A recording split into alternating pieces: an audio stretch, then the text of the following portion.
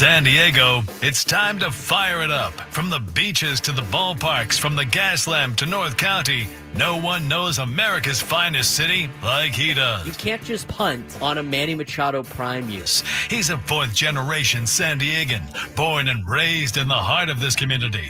Passionate, opinionated, and always bringing you the real talk on your teams, your city, and everything in between. Braden totally knows his stuff. He's ready for the next step. That guy is good. Live and local, it's the Braden Surprenant Show. But I think Braden's one of the up-and-coming young stars in the media game in San Diego. Now, here's your host, Braden Surprenant. What's up, San Diego? And a happy Monday morning to everybody out there in America's finest city. I'm Braden Surprenant. This is the Braden Surprenant Show, well, alongside Frank Marchese, as we are here each and every day from 10 to 2.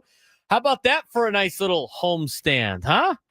I'll just go 5-1 on the homestand after sweeping the Mets and then taking 2 out of 3 from the Cardinals. And to be honest with you, after having a 4-0 lead on Saturday, they almost had a 6-0 homestand.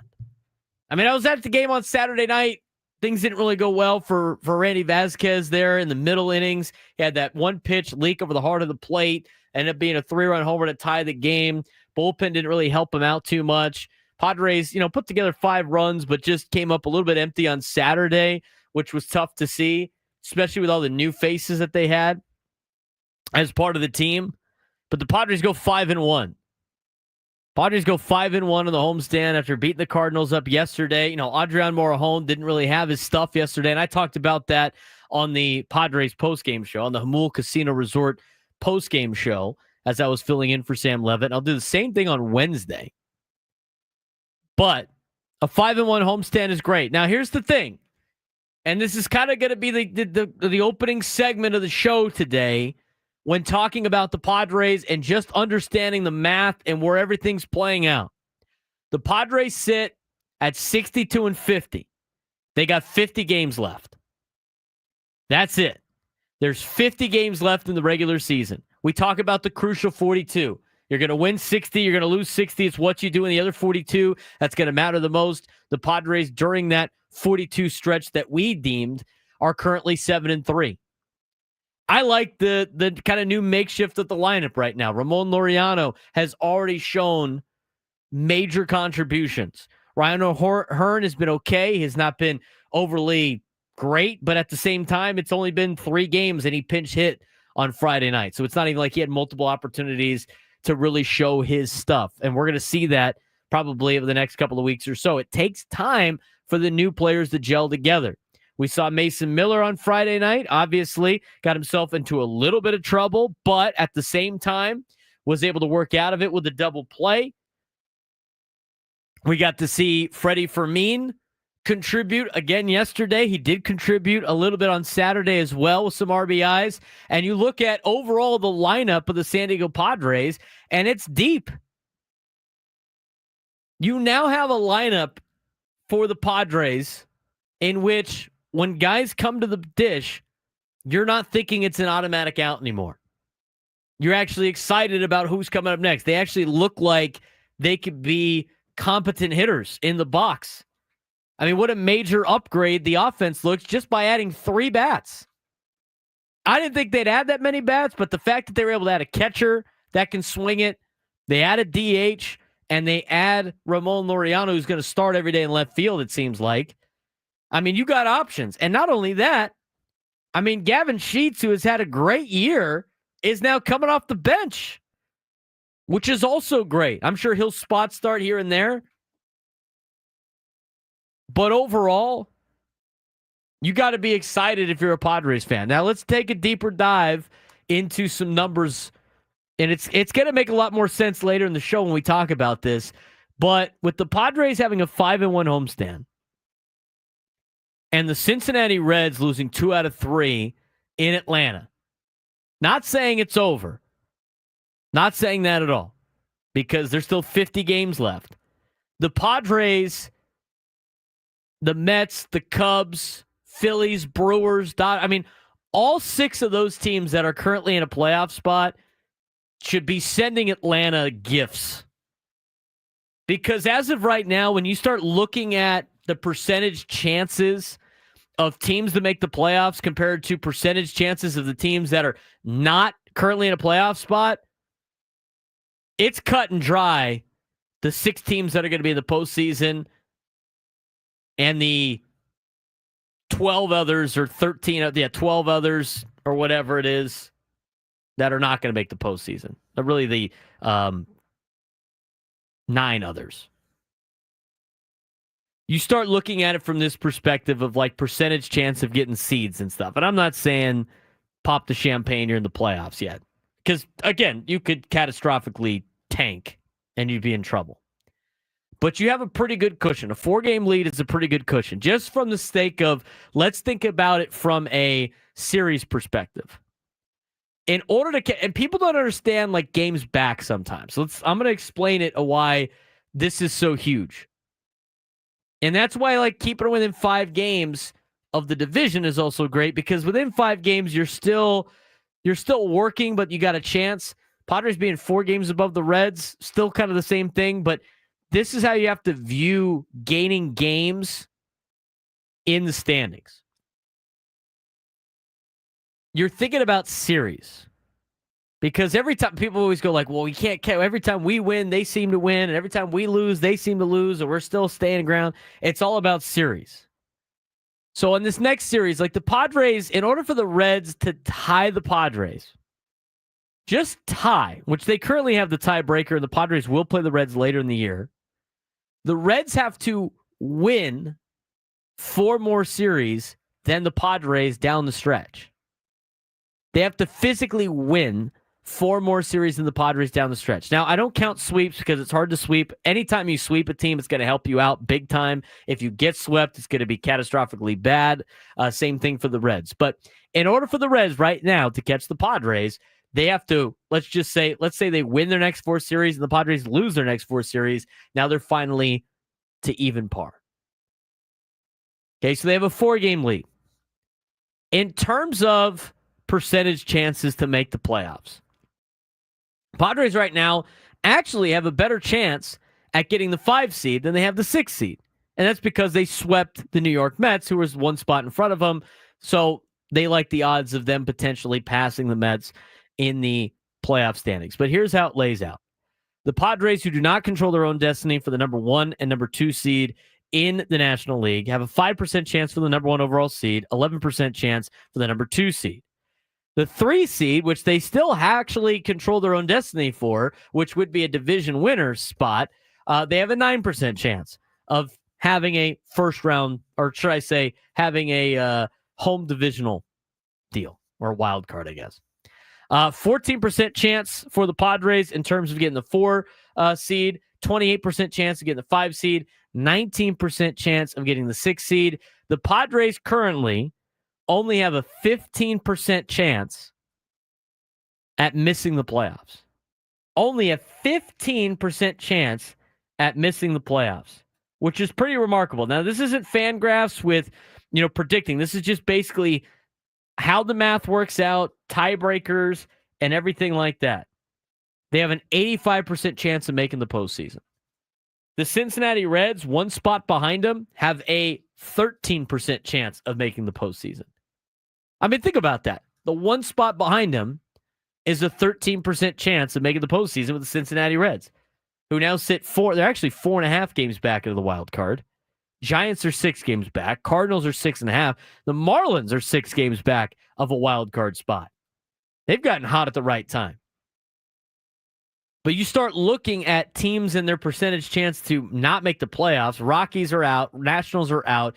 Braves have a 99% chance of not making the playoffs. They're out. Pirates over 99% chance of not making the playoffs. They're out. Diamondbacks have a 97% chance of not making the playoffs. They're out. Marlins at 87%. Cardinals at 93%. Giants and Reds at 87 and 86% of not making the playoffs, respectively. It's very interesting numbers, obviously. And I don't want to bore you with math and everything like that, but just a perspective for the next 50 games. You can look at this, and it's playoffstatus.com/MLB.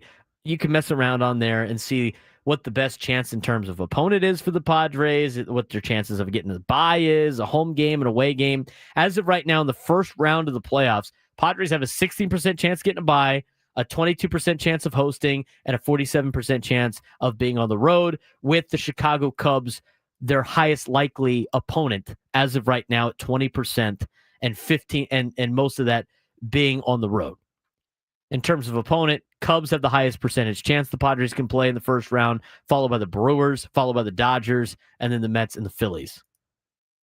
And they're all relatively small percentage chances. But what I want to get to on this, when it comes to the, important games and everything like that for the San Diego Padres, is remaining games won. Now, this is where you start getting interested. It starts getting interesting on making the playoffs. Listen to this for a second, at least in math, okay? The Padres in their next 50 games, if they win 24 of the next 50, which means they play one game under 500, they still have a great chance of making the playoffs. A great chance of making the playoffs. Here's the percentage chance of making the playoffs. If the Padres win 24 out of the next 50 games, the Padres have a 66% chance of making the postseason. That's winning 24 of the next 50. They have a 66% chance of making the postseason. This weekend was huge for these guys. It was absolutely huge for them to go 5-1 on the homestand, for them to take advantage of taking 2 out of 3 from the Cardinals. At the same time, the Braves take 2 out of 3 from the Reds, and it solidifies they most likely will be in the postseason unless something catastrophically bad happens, which we're all San Diego fans. We know that's highly possible. So knocking on Formica, okay? I'm not saying it's over yet, but at the same time, they're in a really good spot. So what does this mean? This means that the Padres, who I think are going to play better than 500 ball down the stretch, if the Padres win 87 games, which would be playing 500 ball, they would probably make the postseason. In fact, just playing 500 ball, the Padres' percentage chance of making the postseason is 83%. If they just go 500 the rest of the way. So 87 wins, as much as people think it might change, 87 wins is getting you in the playoffs in 2025. But here's what makes it interesting. Why is this important? Why am I bringing this up? Because now I think the focus shifts. I think the focus shifts from just trying to make the playoffs to, can they track down the Los Angeles Dodgers? That's the shift. That's the real shift here. 25 of 50 gets you in the playoffs. Playing 500 ball the rest of the way will get you into the playoffs. More likely than not. You want a 99% chance of making the playoffs? You win 29 of your next 50. Win 58% of your games. 90 wins. Should I say 20 out of the next 50? 90 wins. If the Padres go 90 and 72, they'll make the playoffs. 99% chance. So don't worry. The worry needs to be away from the rest of the wild card, because those teams are going to start to fall off. And with every loss the Reds have, that's more and more of a gap you don't have to worry about. And now it's time for a divisional race. And that's what the focus should be on. Because you didn't think that was maybe possible at the beginning part of the year before the season started. And right now, with the team they have, and with the way that the National League, the cream is rising from the crop in the National League, to me, it's go after the division time. 833-288-0973, 833-288-0973. Just getting started here on the Braden Surprenant Show. He's Frank Marchese. I'm Braden. We are going to get to your phone calls when we come back. We'll also recap what this weekend series was, and focus needs to be on LA the rest of the way. 50 games left. How we feeling, Padres fans? Braden Surprenant Show continues when we come back.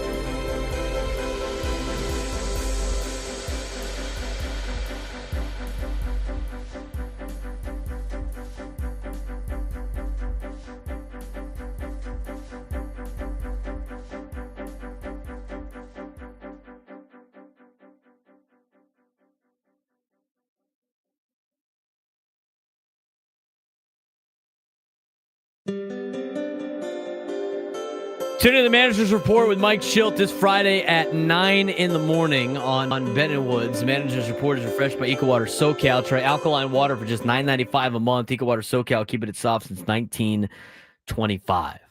All right, so we laid out, again, this is just the percentage chance of making, the postseason based on math on playoffstatus.com. It's just, working with tiebreakers, everything like that. Fangraphs, which is more predictive based on roster construction and WAR and all that fun stuff, they have their own percentage chance of making the postseason. I already mentioned to everybody, the Padres, barring something catastrophically bad, which, by the way, like, we're San Diego sports fans. Catastrophically bad things are our middle name. I mean, that happens a lot. Probably not as much as the Mets, but you know what? We're up there. Okay, so I'm not saying it's time to pop champagne. But from a math perspective, if the Padres go 500 the rest of the way, they will win 87 games, and based on where everybody's at, the Padres would have a 83% chance at making the postseason by just going 500. Now, that's from the math perspective. Fangraphs, their perspective of percentage chance of making the postseason, has the Padres at an 89.9% chance of making the postseason. 89.9% chance of making the postseason. So again, I'll continue to say it. This is why I'm saying this. It's time to focus on the division and winning the division. It's right there. They're 3 games out. In fact, their percentage chances of winning the division are probably the best they've been in the last handful of years at this point in time in the season. So last year when it was, we'll talk about it when you're within 5 games, the narrative now to me is they're within 5 games. They're at 3 games. They don't have to really worry too much about the guys behind them, like Cincinnati. I'd still scoreboard watch a little bit to see where you're at. But it's time to keep your eyes up and to keep climbing. Eyes up, keep climbing. They used to have that saying all the time when I was at TCU football. It's eyes up, keep climbing. Just let's keep climbing the leaderboard. And that should be the goal for the Padres. Stop worrying about what's behind you. Start focusing on what's in front of you. The first team in front of you, if you want to talk about wild card perspective, are the New York Mets. Since you're only, a game? I think it's a game back. I got to pull up the standings officially. Might be a game and a half. I believe it's a game. It's a 1 game. Okay? So you gotta think about the next team on your list, which would be the New York Mets. You get to play them 3 more times in New York. You win one of those games in New York, and you win the season series over the Mets. So if you tie, you'd be in front of them anyway. Back to the wild card standings. So that's the first team on your list that you want to pass. The other team on your list to pass, honestly, is the Dodgers, because you're within 3 games of LA before you get to the Cubs, who you're 3.5 games back in the wild card standings. That would be the top wild card team. Eyes up, keep climbing. Eyes up, keep climbing if you're the San Diego Padres. Here's how this plays out, and I want to dive into more of Padres baseball and how they did over the weekend in just a little bit. But this week, just to pay attention to where everybody's at, teams that you still have to worry about. I'd cross the Giants off the list. They're 500. They didn't play very well leading into the trade deadline. They sold a lot of their players. They helped you out a little bit by beating the Mets a couple of times. I really wouldn't worry about the Giants in Pittsburgh series. National League Series, you should be locked into Cincinnati and Chicago for multiple reasons. Again, if Chicago ends up beating up the Reds a couple of times, that might just knock the Reds out of it. If the Reds actually beat the Cubs 2 out of 3 or whatever it may be this week, that might actually help the Padres if they take care of business. Reds and Cubs is a big series. Brewers and Braves, a little bit, not too much. Again, if you want to keep thinking about the top, being within 5 games of the number 1 seed in the National League is still pretty impressive. The Cardinals will be in LA to take on the Dodgers. You're worried about LA the rest of the way. Padres Diamondbacks tonight at 6:40. We get to see JP Sears for the first time. He's going against Brandon Pfaadt. That's a 6:40 start. So the Cardinals are in LA. The Padres are in Arizona. Coming up on Thursday, or should I say the weekend series, which really starts on Friday. There's only 4 games on Thursday this week. The Padres have the Boston Red Sox, who are competing for an AL East crown. The Los Angeles Dodgers host the Toronto Blue Jays, who are also competing for the same AL East crown. That's going to be a fun weekend. A little interleague action between the Padres and Red Sox and the Blue Jays and Dodgers. I wouldn't worry about the Nationals and Giants series. Mets and Brewers is very interesting. that could play into the Padres' favor. Cubs-Cardinals. That Cardinals team that you're now finished playing, it's time to start rooting for the Redbirds at least for this week, because they got L.A. and they got Chicago. Two teams you're trying to track down. The Reds play Pittsburgh. As long as you take care of business a little bit against the Boston Red Sox, split, shouldn't have to worry about Cincinnati. You, at that point, probably would have built up a big enough lead over the Cincinnati Reds. And that's how this week lays out in terms of scoreboard watching. Unless you have an American League team you want to pay attention to, go ahead. I wouldn't really pay attention to the Marlins either, even though they've pulled in 6 games. But to me, it's Cincinnati lightly, and you're thinking about the teams that are in front of you. The Cubs, the Mets, the Phillies, the Dodgers, the Brewers. Phillies got the Rangers coming up this weekend, and during the midweek, the Philadelphia Phillies are taking on the Baltimore Orioles, who didn't really help you too much against Chicago. So again, as I'm saying, we went through all the metrics. We went through the percentage chance of making the playoffs.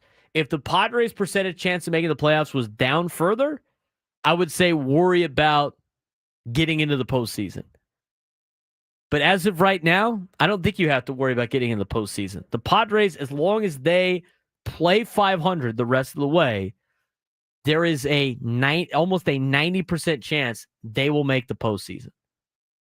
So now it's about getting after the Dodgers, which, by the way, as we talked about before, in this month of August, you get to play them 6 more times with the Giants mixed in. This is a very big stretch that starts up next week when you play LA. So you got the Red Sox of the weekend, the Dodgers after that, Dodgers-Giants, Dodgers-Giants. It's going to be interesting to see what the race is when we get to next week. All right. How did the new form Padres look over the weekend? I'm going to get your phone calls, 833-288-0973, 833-288-0973. We'll take a look at how they did against the Cardinals, who was looking good, who wasn't, and some of how the new faces did when we come back on the Braden Surprenant Show, San Diego's number 1 sports station, 97.3 The Fan.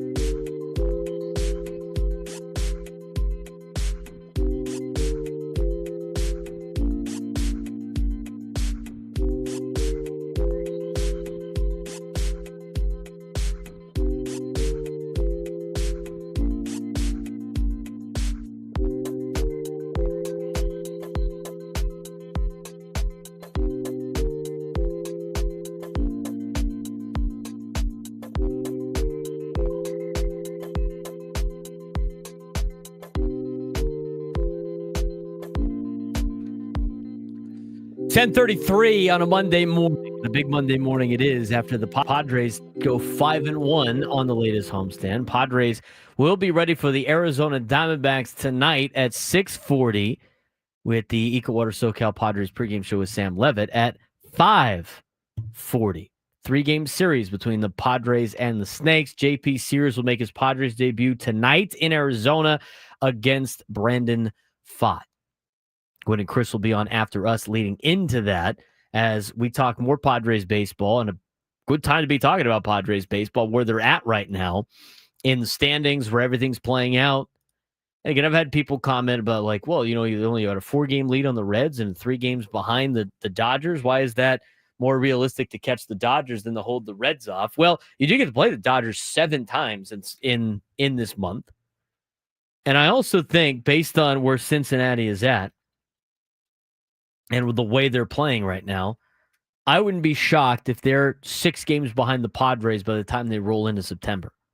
And again, I went through the math of the percentage chances of things happening. But if you look at Cincinnati's schedule, Cincinnati's got a brutal August too. They got to play the Cubs 3 times this week. They got the Pirates for 4 in the division series. They got the Phillies, followed by the Brewers. Then they got a break with the Angels and the Diamondbacks. They got to go to Los Angeles to take on the Dodgers. Finish up the month of August with the Cardinals. They got to play the Blue Jays, the Mets, the Padres here. They get a break with the A's and the Cardinals. Then they got the Cubs, Pirates, and Brewers to finish the season. I know Frank was paying attention to that. That is a tough stretch, Frank. Is that not a tough stretch? I think that's more difficult than what the Padres are doing. I agree. My back especially really bothered me after that. I'm sorry. I've been busy working. That was the Mets stretch at the end of the year. I'm guessing that was the Reds. Oh, the Reds. I don't care about the Mets stretch, but this is the team. This is to go back to the point that you should be focused on the division. Oh yeah, no. The chase for the division is officially on. It is. You're focusing all eyes forward now. You're not looking behind. You have a nice cushion behind. Now, that doesn't mean that cushion can't get erased if you get too complacent, but it's time to look forward now. We are no longer concerned about looking behind for the wild card. Give me a level of difficulty for the Reds' remaining schedule. I'll go through it again. At Chicago, at Pittsburgh, home against Philly, home against Milwaukee, at the Angels, at the Diamondbacks, at the Dodgers, home against St. Louis. That's the month of August. I give that about a 7. 7 out of 10 difficulty level. Mm-hmm. That's pretty difficult. September, Blue Jays, Mets, Padres. Padres on the road. Mm-hmm. At Oaklamento, bandbox. At St. Louis. Then Chicago Cubs for 4. Pittsburgh for 3. At Milwaukee for 3. I'd give that about a 7. I'd give that about an 8, actually, because you're playing Toronto in there. The Mets are going to be in the thick of. They're still battling for division in the National League East. The Cardinals are always going to be a pain in the neck, especially in the division. Mm-hmm. You got the Cubs and the Brewers to finish the year with Pittsburgh mixed in. Who knows if Skeens pitches? By the way, yeah. I mean, you face the Pirates and they got Skeens in any of those 2 series. You're going to play the Pirates one more time. You never know what you're going to get. Cubs and Brewers are going to be battling it out the last 2 weeks for the division title in the Central. Mm-hmm. I mean, by the time they play the Padres on September 8th, right? Here are all the teams that the Reds have to play before September 8th. 3 in Chicago, 4 against Pittsburgh in Pittsburgh, 3 at home against Philly, 3 against Milwaukee at home, which is a tough homestand. That 4 against Pittsburgh, you'd have to be really, really lucky to miss Skeens there. Correct. And you have no days off until August 14th. So they got the Phillies, they got the Brewers, at the Angels, at the Diamondbacks, at the Dodgers, long West Coast swing, home against St. Louis, home against Toronto, home against the Mets, then you play the Padres. They could be 6-7 games out of a wild card. Yeah, they could be dead and buried by that point. So again, it's just kind of proving the point of time to focus on the division. Because we've talked about the Padres schedule ad nauseum for this month, and this was going to be the hardest stretch until everybody sold at the deadline. But still, I mean, that doesn't mean you can get complacent, though, because those teams, they can come up and bite you. And that's why you should be battling for the top spot. as much as possible. I mean, the Padres are in the same stretch. They got a break now with the Giants. Still a division opponent. It's like playing the Cardinals. You have 7 games against the Giants and the Rockies. You have to take advantage of those games. Yeah. You got Arizona, Boston, San Francisco, LA, San Francisco, LA, Seattle, Minnesota.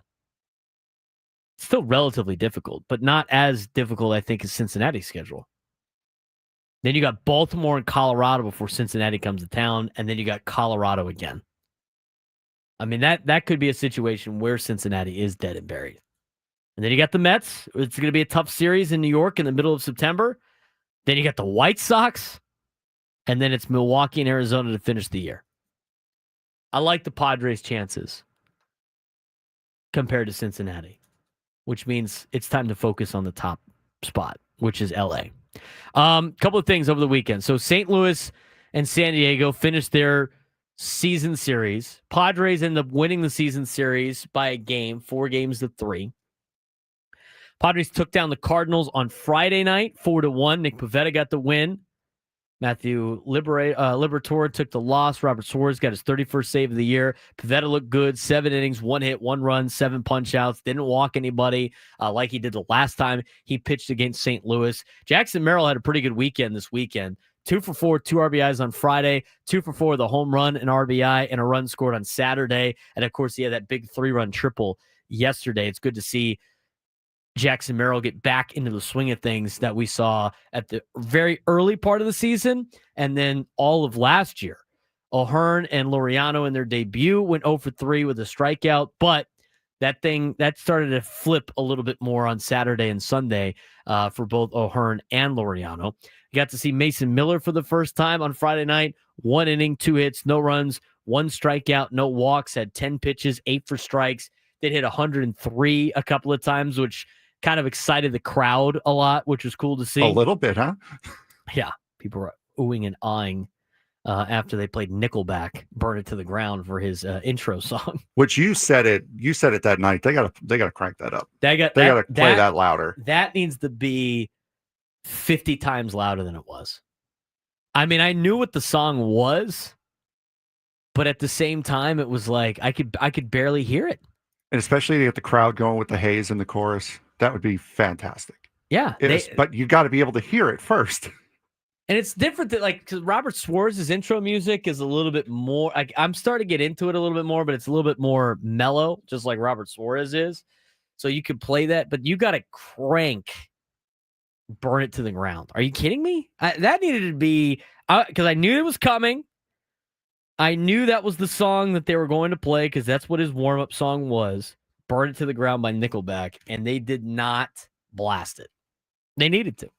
Full sellout again? Come on. Another thing we joked about on Friday night as we were sitting there watching the game, I don't know if Suarez can use the flame gimmick anymore. When Especially he doesn't throw harder than the guy pitching in front of him? Yeah, when the guy pitching in front of him throws 104 and Suarez is barely kissing 100, I don't think he can use the fire gimmick anymore. Sorry. May have lost that. Saturday's game, Padres lose to the Cardinals 8-5. McGreevy got the win. Michael McGreevy. So Michael McGreevy's dad is a uni guy. They're a San Diego family.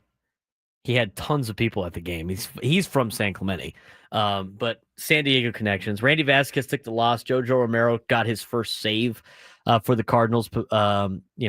Vasquez, 4 innings, 8 hits, 5 runs, 3 strikeouts, no walks, threw 71 pitches. Wasn't, good enough to help you win. Probably one of the worst starts we've seen out of Randy Vasquez. And that's the thing. I mean, he is a pitcher that's going to have the batter get themselves out more times than not. The problem is when you make a mistake, it's probably getting over the fence, and that's what happened on Saturday. Offensively, Merrill 2 for 4, the home run, as mentioned before. Bogarts 2 for 4, the run scored. They jumped out to a 4-0 lead. I thought they'd be able to carry themselves into the later innings. It's like you saw the lead. You're like, 4-0 lead. This game's over. And it wasn't. Cardinals ended up getting 8 runs. Again, Vasquez wasn't great. And we'll talk a little bit more about Vasquez getting sent down. I think he knew he was getting sent down anyway. I think regardless of what Randy Vasquez did on Saturday, I think he was getting sent down when they were going to activate Nestor Cortez, because when we were there on Friday, they asked about it, and they said that Mike Schultz said that Cortez was going to be there sometime over the weekend. And we thought maybe they would send down David Morgan, but I think David Morgan is too much of an asset for the Padres in their bullpen. And honestly, the reason why Vasquez had been up for the entire year, because he was supposed to be a guy that went back and forth between AAA and the major leagues, is he pitched better than the other guys that kept flipping back and forth. And you were missing Darvish for most of the year. And then when Darvish came back, Michael King was on the injured list. So interesting move by the Padres. Randy Vasquez did get set down, and now you have Nestor Cortez in the rotation. But here's the thing, and we'll talk more about this later in the show. When Michael King comes back, he had a rehab start yesterday. He got hit around a little bit, but I don't really care what his final results are in AAA El Paso. Yeah, rehab start is not for looking at the line. It's looking for working the kinks out. Especially when you play in the PCL. Mm-hmm. I care more about how he feels today than anything else. But when King comes back, they got to send somebody else down. And that's going to be a topic of conversation later on in the day. But at first, I was a little surprised about the Randy Vasquez move. And then I knew, and then I kind of figured it out. And then Frank texted me over the weekend, surprised. And then I was like, no, I think we figured it out. It makes a little bit more sense. I agree, but I figured, you would have used Cortez coming back. You can build him up as a long arm, take some of that stress off of some of the guys towards the back that you've been running into the ground. David Morgan has been good. That would have been hard to send him back down. But that's what I thought it was going to be. I thought it was going to, because you're not going to eat Wandy's contract to DFA him. You're not going to eat Yuki's contract to DFA him. So Morgan was the last other option. I'm honestly quite surprised that they sent Vasquez down. I think it was that time for him to get some rest. Maybe miss a start. He's the most he's ever pitched. Yeah. In a season. And I think Vasquez did a great job for the Padres this year. I really did. And you probably will see him again at some point in time. But now the question is what do you do when they activate Michael King? Mm-hmm. Because you got Adams, Cease, Cortez, Darvish, Estrada, Matsui, Miller, Morejon, Morgan, Peralta, Pivetta, Sears, and Suarez. It's got to be David Morgan, I would imagine. Unfortunately, it is. Yeah, it's most likely going to be David Morgan. So David Morgan would probably get sent down when King is back. They probably wanted to keep Morgan up there because they need him, and might as well get as much bullpen usage out of him as possible before you have to send him back down. But Yuki cannot get sent down. He even has it in his contract that he can deny. He can reject the move. Getting sent down to AAA El Paso. So Yuki's on the team, and Wandy Peralta's not getting sent down either. So they'd have to get cut, and you'd have to eat their contracts, which I don't think the Padres are in a position to potentially do. Nope.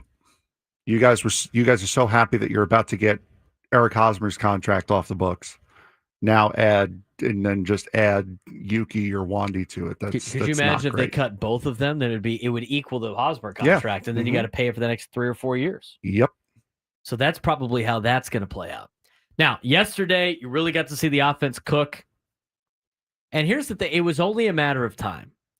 Yesterday, watching the game, Frank, as I had to pay even closer attention to it doing the postgame show.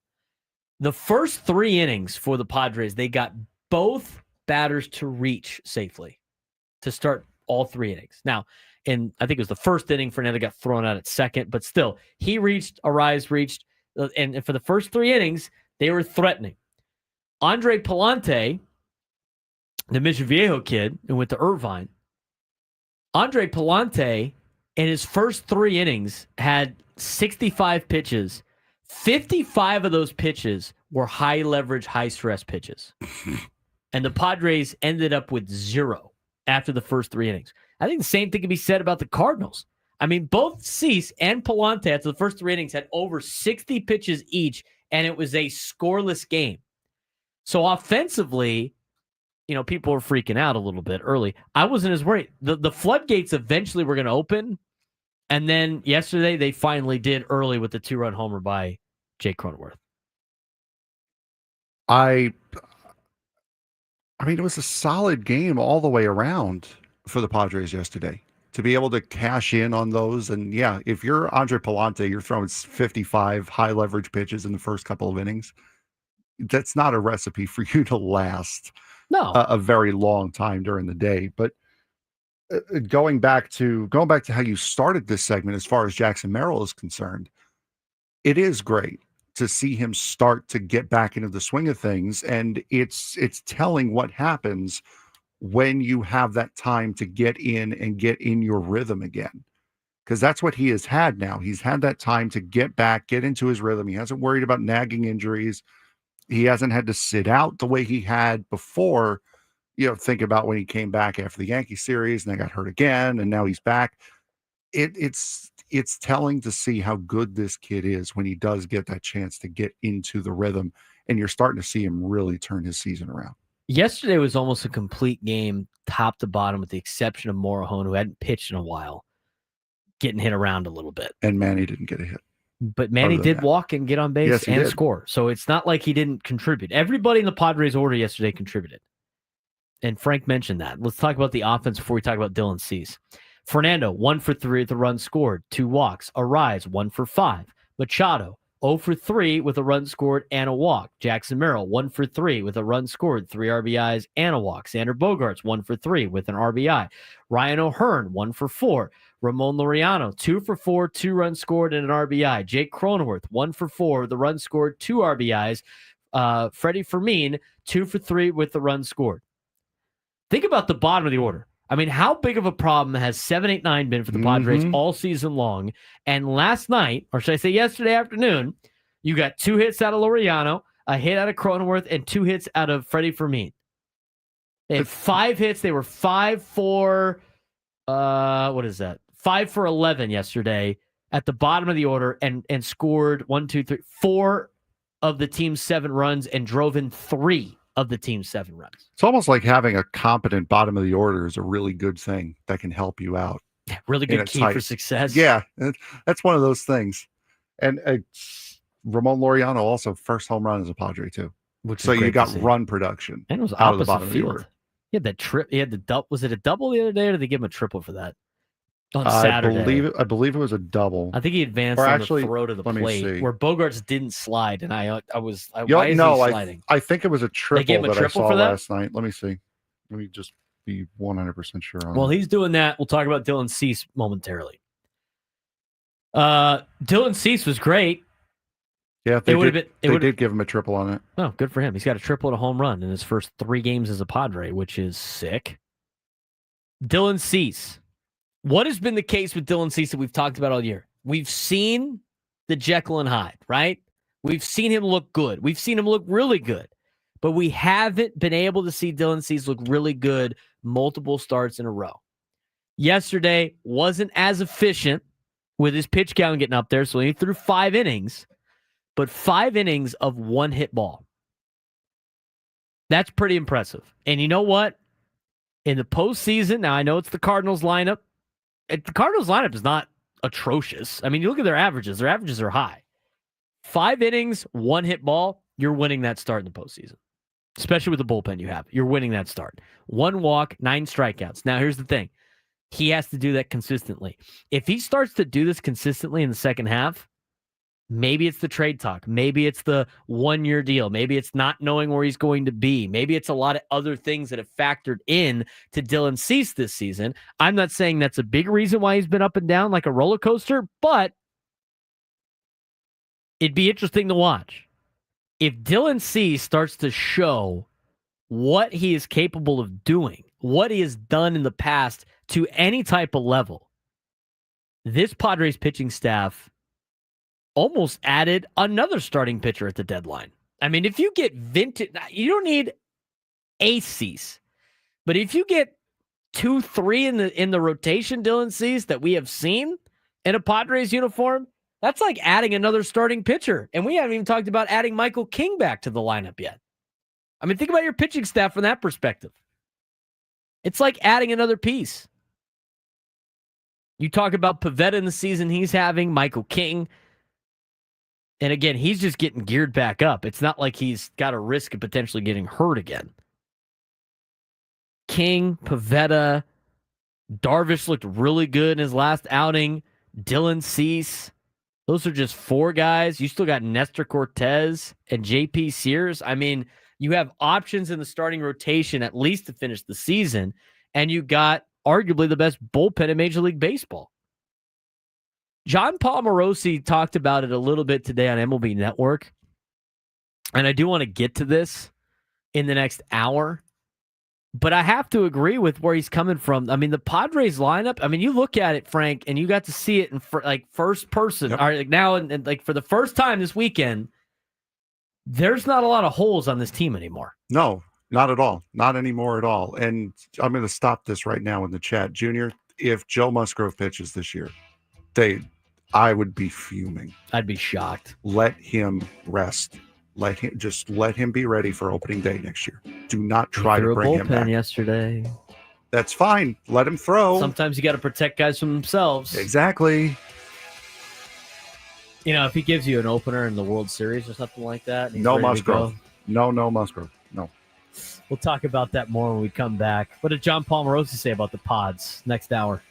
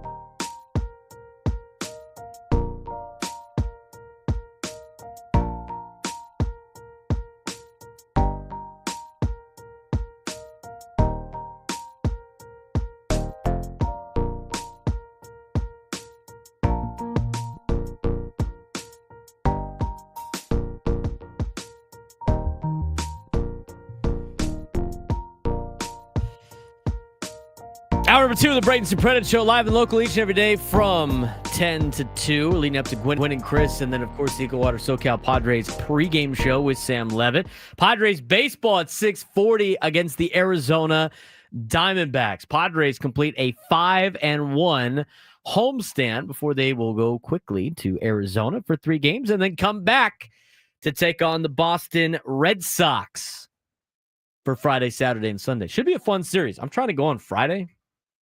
I will be there on Friday. It's hard to get tickets for Friday. That's why you need to book a month in advance, sir. So apparently.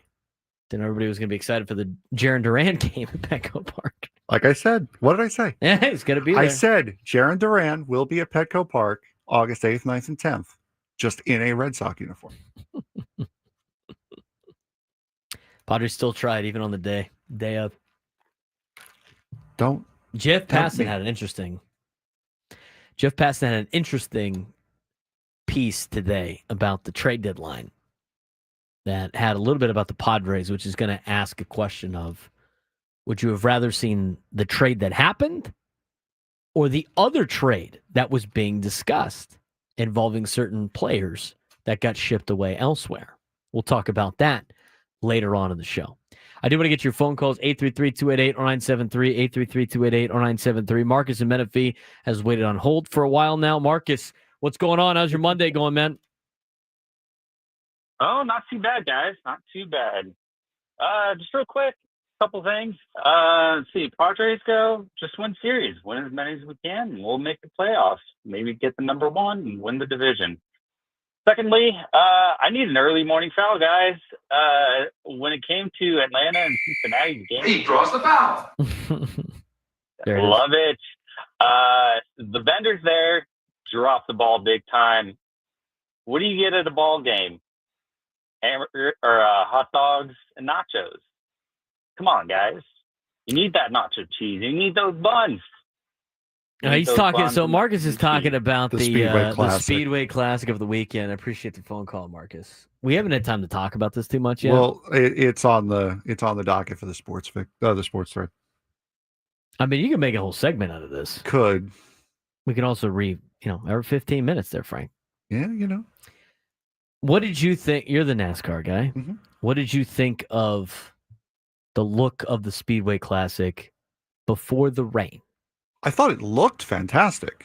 Like, I thought they did the best that they could have done, and I think putting it at Bristol was the best it could have been because it was the biggest venue that could have possibly held it, but it was also small enough to not have a group a mile away trying to see the game through binoculars and still having trouble. But I thought it looked great. They looked like they were not prepared for rain to ever happen. Racetracks are never prepared for rain. I know, but I'm just saying baseball. So baseball needs to be prepared for rain more than NASCAR. NASCAR's got the. I'm surprised they didn't bring out those trucks to just blow all the water off of the playing surface. But so I've never been to Bristol Motor Speedway. My parents have been to Bristol Motor Speedway for a race. They said when they went, it was the worst for concessions anyway. Okay, it was just the worst, and that's most NASCAR facilities because you could bring your coolers. Yeah, in. most people are tailgating. It's a lot before, of BYOB at NASCAR events. Yeah. So obviously that's not the case for baseball games, and so they already had a limited selection of concessions at what a lot of people that were there are calling MLB's version of Fire Festival, which is rough. Didn't sound like it was a big hit.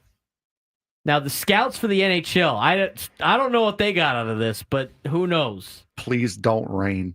Please don't rain, exactly. Please don't snow, I guess, in the wintertime. Well, the snow would be fine. Yeah. I mean, I guess they'd be playing in the wintertime without the rain. But anyway, so when you have limited concessions as it is, the fact that the game was in a massive rain delay caused more people to be in, 84,000 people are now in the concourses out of the way of the rain, drinking and eating. I could see how they could run out of potential concessions because they already didn't have a wide selection in general. Now, here's the thing. For anybody that hasn't been to games outside of Petco Park who has the best food and drink selection, that's kind of how it is in most places. Yep. I mean, you're not going to get the awesome food. You can't go get a Gaglione Brothers Philly cheesesteak at Coors Field. I mean, I remember going to Rangers games going like, all they had was Shinerbach and Michelob Ultra was like the only beer they had in the entire place. I hope that has changed. But when I used to go to Rangers games, their craft beer, you want to know what their craft beer was? Go for it. Shock Top. Shock Top was their like expensive craft beer because it came with an orange. Wow. I mean, that's the selection you're talking about here. So again, like most of these places don't have the concessions, but at the same time, like especially a venue that's not known for having concessions. I think when my parents went, they said they had hot dogs, nachos, and then select places had Arby's beef and cheddar sandwiches. Yeah, that fits. Exactly. That makes sense. So I'm not surprised that they ran out. I think we have our lunchtime hour bite down topic for today. What is it? Your favorite concession? Yeah, food? your ideal concession stand at a ballpark. It's not a bad idea. I'll have to think about that. We'll get back to it in an hour or so. Saturday, I had 2 hot dogs and a pretzel. Also didn't eat that day, so I needed some food fast. Brandon in the chat asking, what's wrong with Shiner and Ultra? That's the only beers they had, dude. I don't mind Ultra, but it's not really like... It's more like water than anything else. I'm not a big Shiner fan. I'd rather have Lone Star than Shiner, but I'm not going to get in a Texas beer conversation. All right. The concession. So how would you think Major League Baseball would view the Speedway Classic? A success or not? That's my question to you in about 45 minutes. Well, you can answer it first. I would say that to be determined, honestly, because a lot of that got screwed up with Mother Nature. And I think it would have played out a lot differently had it not been a rain out, had they not run out of concessions, had they not done a lot of this. I think it's a to be determined. I don't think they're going to do it again based off of fan reaction, but I don't think it was a bad idea or a bad venue to try this. I think they had a lot of things out of their control that got screwed up. The idea was there. The execution was probably not. Right. And the rain kind of made it worse. Rained on the parade. Lack of a better phrase, if you will. I don't know if this is for sure or not. It could be a conspiracy, but I think we figured out why the Padre game was at 7:10 on Saturday. And maybe it wasn't the case, but I go down to the game on Saturday. So my friends had batting practice, passes. Yeah. I didn't have any interest in going down there like that unless I was going to be a media member, but I was going to the game something as you do a fan. Something you do every day, so why the hell? But also it's like, I don't know. I feel like it'd be weird if I was down there when I'm down there a lot with the media pass. Then I'm like, hey, look, I'm a fan watching batting practice. It wasn't my place. So I let them go to batting practice. I was like, I'll just go to Bub's and hang out. So I went to Bub's by myself, found it posted up at the bar, and I'm like, this will be great. I'll get a drink. I'll get a Pittsburgh steak, as they call it at Bub's. Have a good time. And I'll scoreboard watch. I'll watch all the other games that are on TV. And I'm sitting there, and none of the TVs have baseball on them. And I'm like, who is playing right now? There's got to be somebody playing right now. And Bub's they got games on all day long. You walk into Bub's, there's going to be baseball under the baseball season, especially for a Padres game. They flip on all the games. So I pull up my phone, and I go, who's playing? There's got to be somebody playing right now. Nobody was playing. It was 4-something in the afternoon, and nobody was playing. And I'm like, isn't that Speedway Classic game? They're in a delay. And then I look at my app. All the games in the morning are all finished. And all the next games only play at 7 o'clock Pacific time. And I go, oh, this is a big 3-hour window for you to just watch the Speedway Classic. And that's why I think the game was at 7:10. Maybe they admitted that. I don't know. I don't know if the Padres said anything about that. But everybody was asking why the Padres game on Saturday was at 7:10. And I'm like, oh, that's why. The Speedway Classic. Standalone game. I'm sure Fox paid for it. It's like Sunday Night Baseball. Like ESPN, when they do Sunday Night Baseball, pay extra to make it be the only game on. You can't play during their particular time slot. So that had to be the case. Do we think it's anything else, Frank? To me, that had to be the case. No, I would have to assume that was the case. Also, on Sunday, you got the home run car too. I wonder how that would have worked on Saturday night. The rain, because you don't race on that. No, you got to get the jet engine trucks to blow all the water off of the track first. By the way, you guys know I hate the Braves. I hate the Braves as a Met fan. I hate them. You hate them more than the Phillies? No, not as much as the Phillies, but Blooper is Atlanta's one redeemable quality. Blooper went off this weekend on Twitter. Blooper was just banger tweet after banger tweet after banger tweet. There's a video of him rolling down the banking in the background of Eli White's home run. Like Blooper was primo content this weekend. Would you trade Mr. and Mrs. Met for Blooper? Trade deadline move? He would. That's why he's waiting so long to respond. For entertainment value, probably. Yeah, he would. Yeah. He would send him packing. I would. Mr. and Mrs. Met. That'd be Mr. and Mrs. Brave. Blooper. Blooper can keep his name, though. 833-288-0973. That's what the Mets do. It's a blooper every night. 833-288-0973. What did John Palmarosi say about this Padres club? We will hear from John Palmarosi when we come back. Braden Surprenant Show rolls on. Same as over Sports Station 97 through the Fan.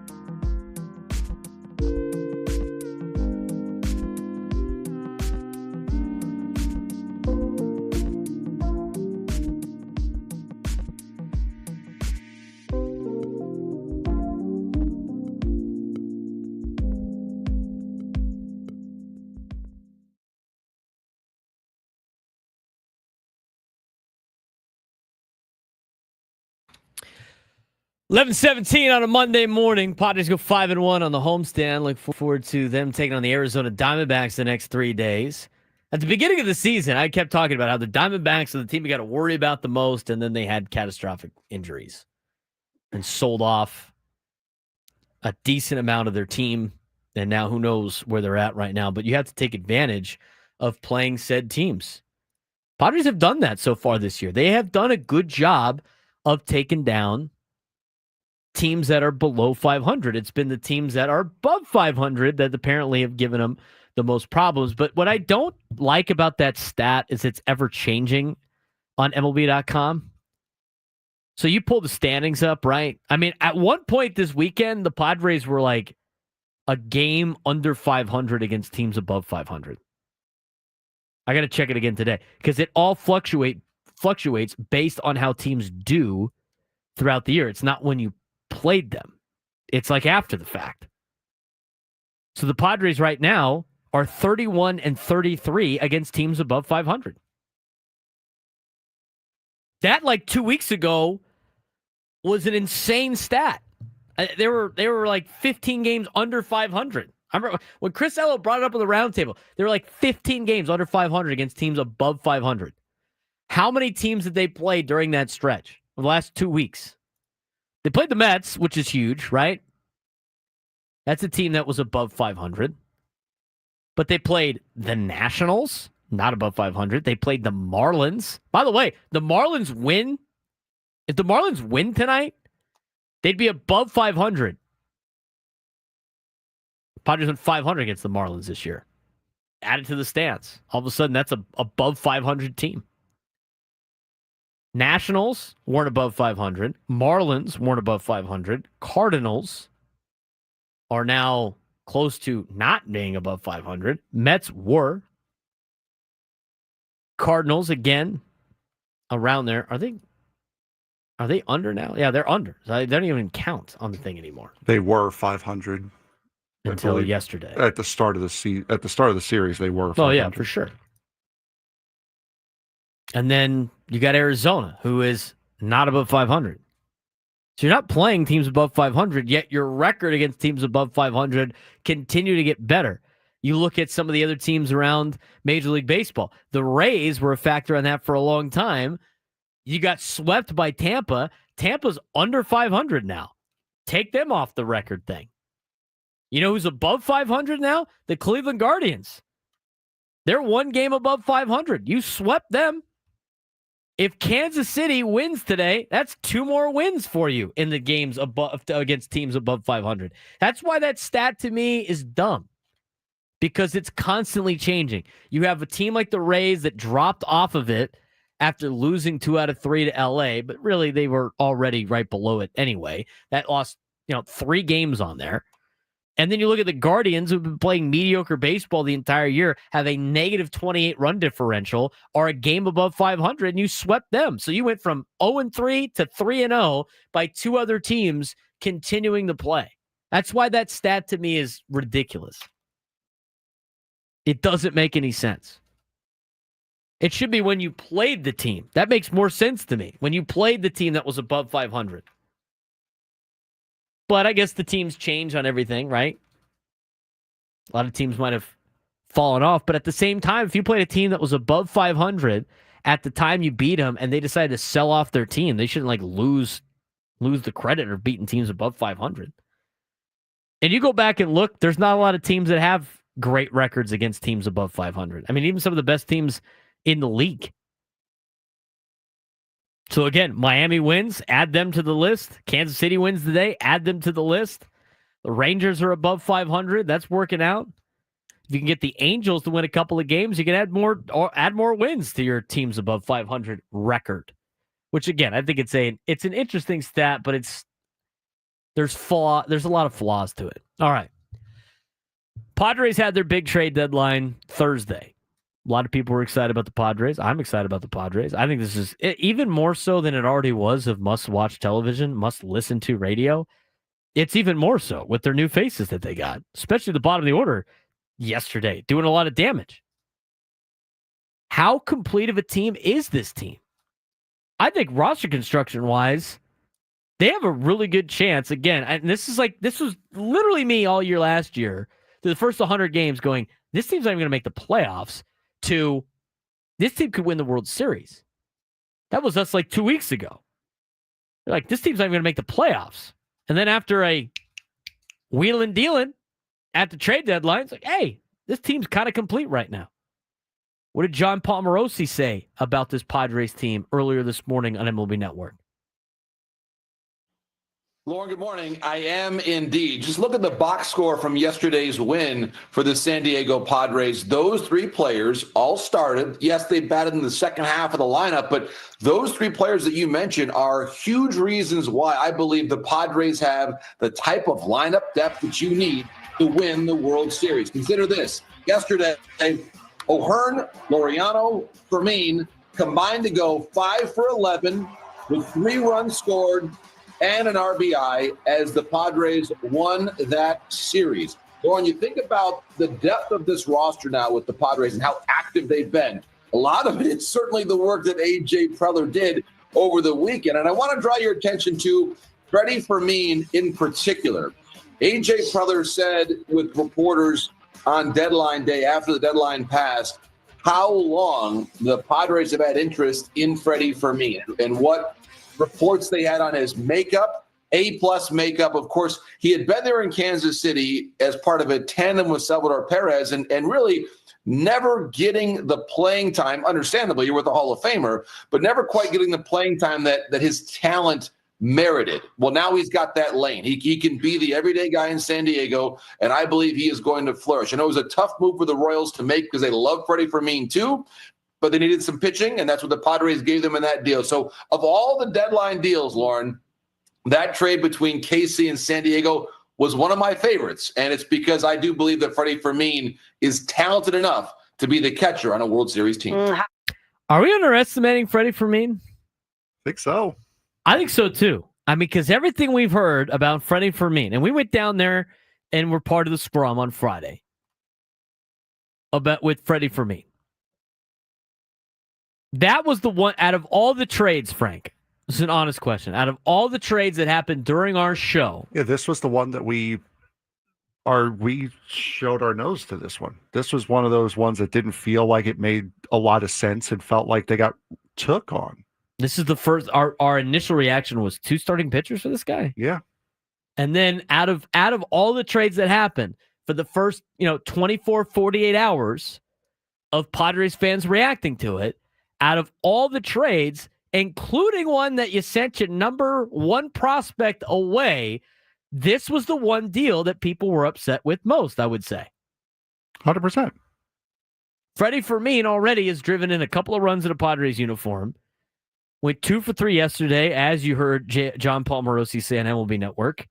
Scored a run. He's hitting .261 right now. I think you're starting to see why Freddie Fermin cost you 2 starting pitchers, 2 future starting pitchers in the organization. I mean, this guy needs to be starting every single day, first of all. I'm sure Diaz will come in for certain spot starts. You can't have a catcher start every single game. But you have this guy for another 4 years. Now, it's only been a couple of games. It's been 2. We've seen him for 2 games. And his offensive production seems like it's already quadrupled what the other 2 catchers had done. But you got Freddie Fermin for this year and the next 4. And you know what? What did we talk about, right, during the offseason, Frank? About potentially signing JT Realmuto? Yeah, that's out the window now. But not only that, to sign JT Realmuto and have him train Ethan Salas, I know it's a game of telephone, but Freddie Fermin for the last 4 years plus, because even when he wasn't with the big league club, I'm sure he was getting some reps in spring training with who at catcher? He's been under the Salvi learning tree. Salvador Perez, who aside from Cardinals fans, you could say catcher of this generation. I'm sure Yachty's up there too. But fellow countryman, Freddie Fermin, Salvador Perez from Venezuela. I'm just saying. And then you bring up Ethan Salas, who's also Venezuelan. This could be a good recipe for success. It's almost going to be for Fermin the next couple of years, passing the torch to Ethan Salas. And now, honestly, You now don't have a catching problem for the next handful of years. I mean, your backup, like Diaz will be gone at the end of the season, and they won't bring him back. Freddie Fermin and Luis Camposano, it's not the worst. I mean, Camposano's a backup catcher behind Fermin. You don't have a catching problem anymore. You're pretty much set for the next handful of years, and by the time Fermin's contract is up, or at least to the end of it, you should expect to see Ethan Salas be moving through. I think they set themselves up great for the next handful of years. I mean, every one of these moves sets them up to open the window more, which is surprising for a team buying at a deadline and giving away prospects that their window would open. Do you think, am I wrong there? I mean, I feel like the window is opened a little bit more where it's not just the next 2 to 3 years, but it might be the next 3 to 4 years, maybe even 5 with some of the moves that you made that are all, to me, good moves for the future. The only one that wasn't is O'Hearn. He's the only rental. One of the things that you look at when it comes to prospects is you have that player under control and they don't cost much. What you did was you got controllable assets that don't cost much that are major league ready for controllable controllable assets that don't cost much that aren't major league ready. So yeah, they definitely put themselves in a great spot for the future. The last 3 or 4 trade deadlines, I remember fans reacting, the window, we just foraged our entire future. We better win this year. And every trade deadline has been, oh, the window's opened a little bit more. Oh, the window's opened a little bit more. And they continue to be competitive at the major league level. They continue to crank out talent in the minor leagues. At least talent that other teams want. So it'll be interesting to see as this plays out. But I think a lot of the moves are great. And again, the unsung hero move apparently has been Freddie Fermin. Yeah. And this is the one, like, oh, I can't believe you traded Bergert and Kolek for this guy. We'll see how it goes. I mean, Freddie Fermin batting last year lineup, these guys hitting 261. That's great. Pretty good. Your worst hitter in the lineup yesterday is Jake Cronenworth, average-wise. He's hitting 235. He hit a 2-run homer. Your 8 hitter hit a 2-run homer yesterday. This is great. This is a complete lineup. I agree with John Palmarosi. This is a lineup, top to bottom, a roster top to bottom, that is built for success in the playoffs and is built to win a World Series. You have the offensive lineup and now a more depth bench. I mean, your bench right now is your backup catcher, Elias Diaz, Jose Iglesias, Gavin Sheets, and Bryce Johnson. That's a pretty good bench. That's a lot better of a bench than it was 5 days ago. So you have good starters, position player-wise, a great lineup. You got more serviceable bats off the bench and defensive replacements. Johnson's a great defensive replacement. Iglesias is a great defensive replacement. If you don't start Laureano and decide to start Gavin Sheets, I don't know why you would do that, but you could. Another great defensive replacement in the outfield. You have a good starting rotation. If Cease and Darvish can match what they had both in their last start a couple more times, that is part of the elite level too. I mean, your rotation is legit, and your bullpen's awesome. I'm telling you that they're set up for success. And guess what? Almost everybody gets to come back next year with the exception of O'Hearn and Diaz. It's a good time to be a Padres fan. 833-288-0973, 833-288-0973. We're going to come back with some of your phone calls. We're going to get to the sports fix when we come back as well. What else is going on in Major League Baseball? And talk, obviously, more about the San Diego Padres. We've talked a little bit about some of these guys, but a deeper dive into Laureano in a little bit as well. Braden Surprenant Show rolls on. San Diego's number one sports station, 97 through the Fan.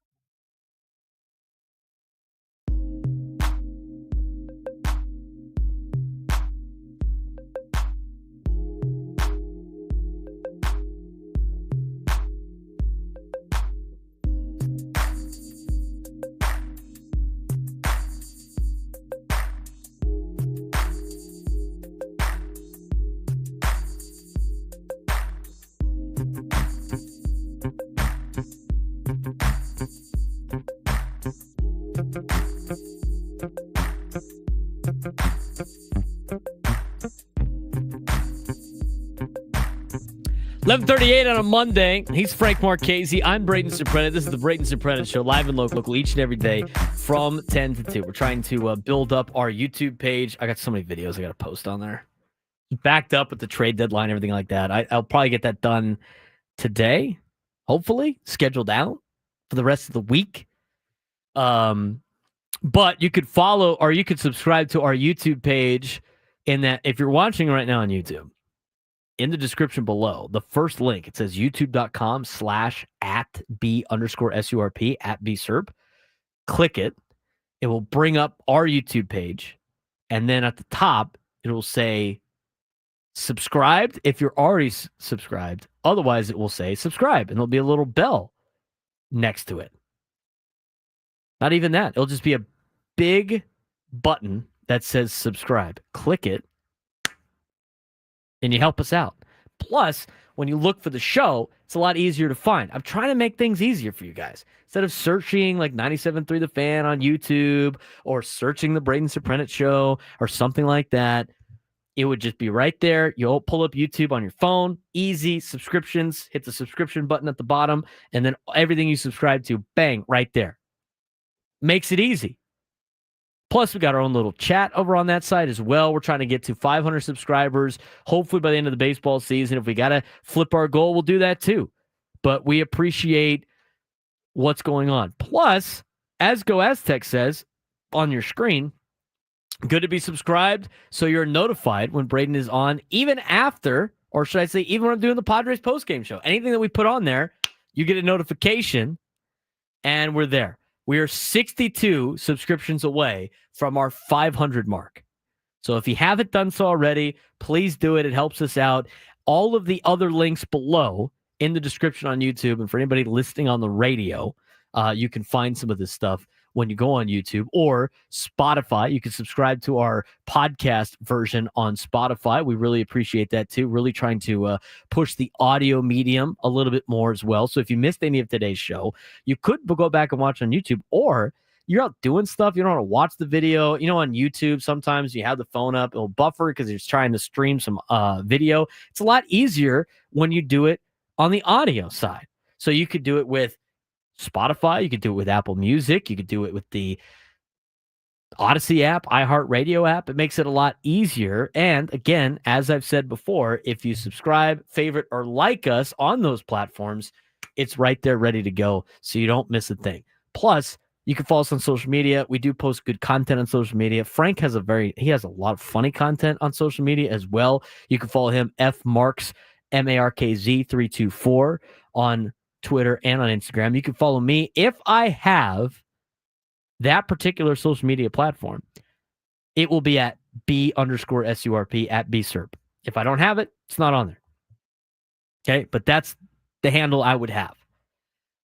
At B_SURP show is our show account on Twitter. I'm on Twitter. I'm on Instagram. I'm on TikTok. I don't really use that app too much, but I will throw some of our content on there as well. So that's how you get all of our stuff.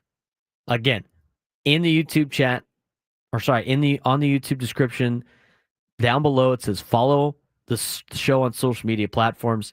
First link, youtube.com/@B_SURP. You can subscribe to the Braden Surprenant Show page. We really appreciate it. 833-288-0973, 833-288-0973. Let's get out to Brandon in Carlsbad. Brandon, what's going on, man? Hey, what's up, boys?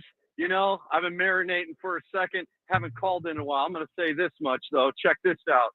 Yesterday's history. Tomorrow's a mystery. Today's a gift we call the present. And that's what AJ Preller's doing. We're playing for right now. We're playing for that ring. We're playing for that pennant. And you know what? We cannot change the outcome. We can't change the trades that happen. But, boy, I'll tell you what, Brave, when I called you about 2 or 3 months ago and all the calls that we've had, the catching issue, some of the pitching, the hole in left field, we need bats at the end of the order. Preller went and did that. Whether you like the fact that Kolek and Berger are gone or some of them other cats are gone or we traded the farm again, well, we already showed ourselves that we have a good farm system because we developed a bunch of other players that people wanted, and we got what we needed. And we saw that production yesterday. Yes, I didn't like that comeback win of that 4-0 lead from Saturday. But, boy, I'll tell you what, you guys, if you're not fired up, Fire Faithful, if you're not fired up, Peanut Gallery, if you're not fired up, then just go pick another team. This is San Diego. This is who we are. This is the brown and gold. This is how business gets done, and I'm going to stand on business and what has just happened, and we're going for gold. I love you guys. It's been a minute. Let's be frank. Good to see you. Good to hear from you. Braden, let's do this. Yeah, Brandon. I knew he was going to be fired up, brother. He had to be busy during the trade deadline. Otherwise, he would have been calling in nonstop on Thursday. But Brandon's getting everybody fired up on a Monday. I love it. You couldn't have a better time to be a Padres fan right now. And again, there's 50 games left. Math-wise, the Padres are in a really good position. That doesn't mean they can coast now.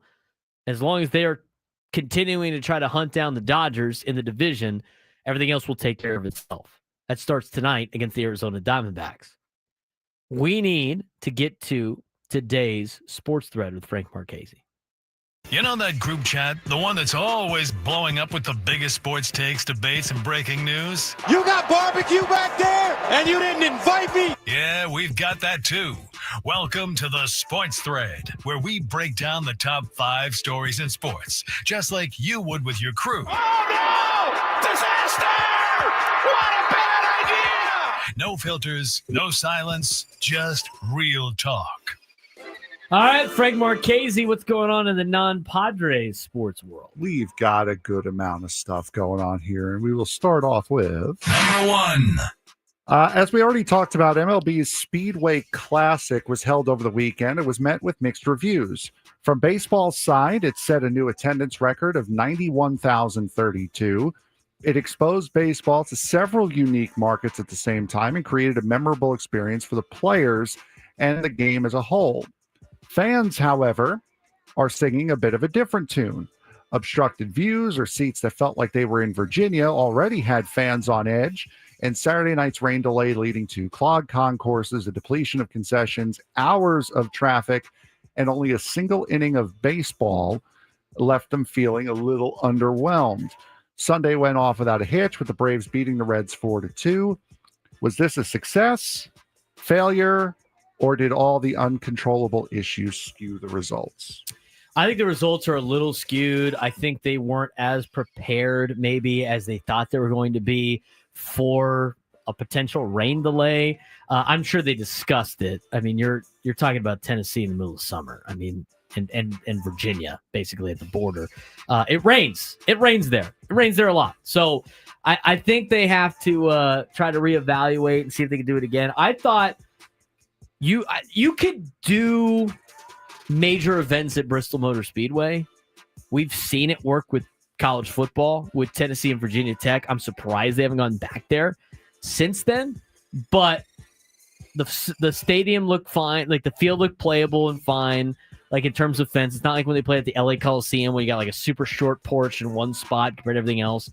I'd like to see them try to do this again, maybe somewhere else, maybe different teams. And I know they are redoing the Field of Dreams complex, and they're going to get back to going to games there once that's done. But I like these little niche places hosting Major League Baseball because I think that's part of growing the game for the Major League level, especially in the South right now that doesn't have any team besides Atlanta. Florida's not the South, especially Miami and Tampa. Okay, but Atlanta and Cincinnati, the only teams relatively close to the Southeast United States who are more interested in minor league baseball and college baseball. I don't mind moving some games down there to try to grow the game, and obviously they're trying to get a team in Nashville. Yeah, absolutely. And I mean, again, not the greatest audition, but again, there were a lot of things that they couldn't control that did not help them at all. Number 2. The Miami Marlins did a thing over the weekend, a thing that we watched very intently on Friday while we were at the game. Friday had some crazy baseball games. Yes, it general. did. Kyle Stowers hit a 3-run home run in the Miami Marlins defeat of the New York Yankees 7-3 on Sunday, completing their first ever sweep of the Yankees in a series of 3 games or more. The Marlins are now 55-55 and have reached the 500 plateau for the first time since April 15th, when the team was just 8-8. Since June 13th, the Marlins are 30-14, and that is tied with the 2003 team for the most wins in a 44-game span in franchise history. Are the Marlins last year's Mets, a team that looks out of it and then makes a stunning run at the playoffs? I don't think they are. The Mets had more star power than the Marlins have. The Marlins are playing good baseball. They got a lot of young players, as mentioned before. A lot of Padres farm guys that were traded for the Luis Arraez trade, and Brian Hoeing and Tanner Scott, right? So they do have a lot of young, controllable talent, but I don't think they have enough. They have a couple of good starting pitchers. Their bullpen is and so I think eventually they'll run out of steam. But nice little story for Miami, really gearing it up in front of their 25 fans. Absolutely. In attendance. And as you mentioned, the wild games on Friday night. The Pirates-Rockies game was insane. Yeah. The Yankees-Marlins game was insane. Pirates-Rockies all weekend insane. Pirates blew multiple gigantic leads in Colorado and got Coors Field twice out of the 3 games this weekend. It was unbelievable. Fun stuff to watch. Number 3. Micah Parsons' trade request on Friday has not swayed Dallas Cowboy owner and general manager Jerry Jones, who said he will not consider trading the star pass rusher. Jones said, "I think the world of Micah, and that request is just part of negotiations." Jones spent 16 minutes answering questions about Parsons' contract situation, discussed the agreement the owner believes they made back in March, and sarcastically mentioned the back tightness that kept the Pro Bowler off the field through 9 training camp practices. Is Micah Parsons going to start this year as a Dallas Cowboy? You think are you asking if he gets traded? Is he going to get traded? No, they're not trading him. The Cowboys still have the list. So the Cowboys have one more year of his rookie deal. Then they can franchise tag him next year. Mhm. They're going to do that. And then they're going to try to renegotiate. They're not going to let this guy walk or potentially trade him. And again, Micah Parsons to say whatever he wants and post whatever he wants to do on social media. But that doesn't mean they're going to trade him. Mhm. So, and eventually, here's the thing. This is where, Mike is locked in or not to this entire deal. Because he talked about, in his Instagram, all this stuff. If he decides to miss game checks, then he's for real wants to get out of Dallas.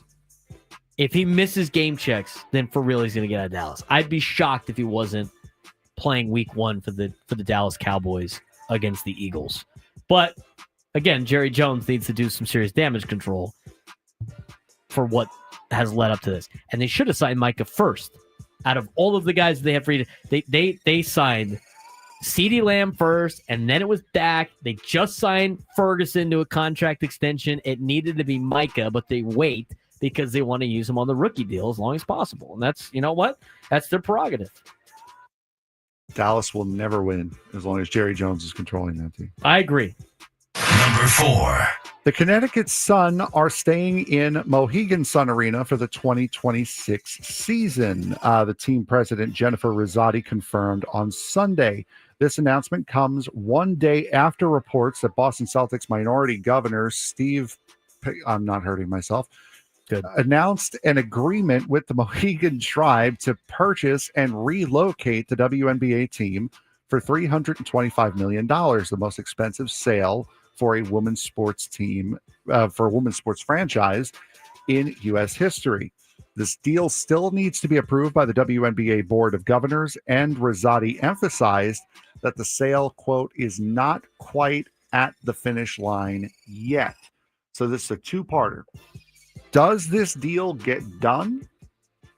And is moving from Hartford, Connecticut to Boston a big upgrade for the WNBA? So where are they moving from? They're moving from the Mohegan Sun Arena in Hartford, Connecticut. And they're going to go to Boston. Yeah, to pair up with the Celtics. So question one is, are they going to... is the deal going to get done? Because if it's still not done, that might raise some eyebrows. I think they'll figure it out. Number 2, is this better for the WNBA that they're in Boston instead of Connecticut? Yes. The more locations the WNBA can be in NBA cities, I think is better for them. I would agree with that as well. Number 5. Tom Brady had a couple of comments as PGA Tour sensation Scottie Scheffler's ability to compartmentalize and prioritize what's most important in his life is an enhanced trait that helped him capture 2 majors this year as the world's number 1 for 150 weeks and counting. With 4 total career majors now, Scheffler is at the top of his game, both on and off the course. He places his wife and kids at number 1, and his passion for golf somewhere below them. Tom Brady heard that and said, why not both? Brady said, quote, Scottie said he'd rather be a better father and husband than a good golfer. And my question is, why are those mutually exclusive? Sure, they are different blocks on the pyramid, but they are both part of the same pyramid. They are connected. For instance, I think part of being a great father is being a great example to do what it takes to take care of your family. I choose to do that by playing football. Does Brady have a point, or is Scheffler just going about it in his own way? Well, I mean, I don't want to get into the nuances of Tom Brady's life, but Scheffler obviously wants something else than Tom Brady being the most eligible bachelor at this age with kids. So, it's his prerogative. To me, it depends what you want to get out of life.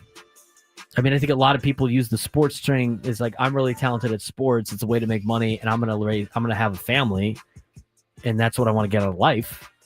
Or I want to get out of life of being the greatest football player to ever live. I mean, it's what you want to get out of life. If Scottie Scheffler wants to get out of life of being a great dad and having a close family and live the simple life, and he just happens to be a good golfer, then good for him. I think everybody's got different. I think everybody wants to get something out of this life that's different than other people. So, you know what? Tom took his path. Scotty's taking his. It's all different. He's Frank Marchese. Does a great job on the sports thread. I'm Braden Surprenant. Lunchtime hour coming up next on the Braden Surprenant Show. San Diego's #1 sports station, 97.2 The Fan.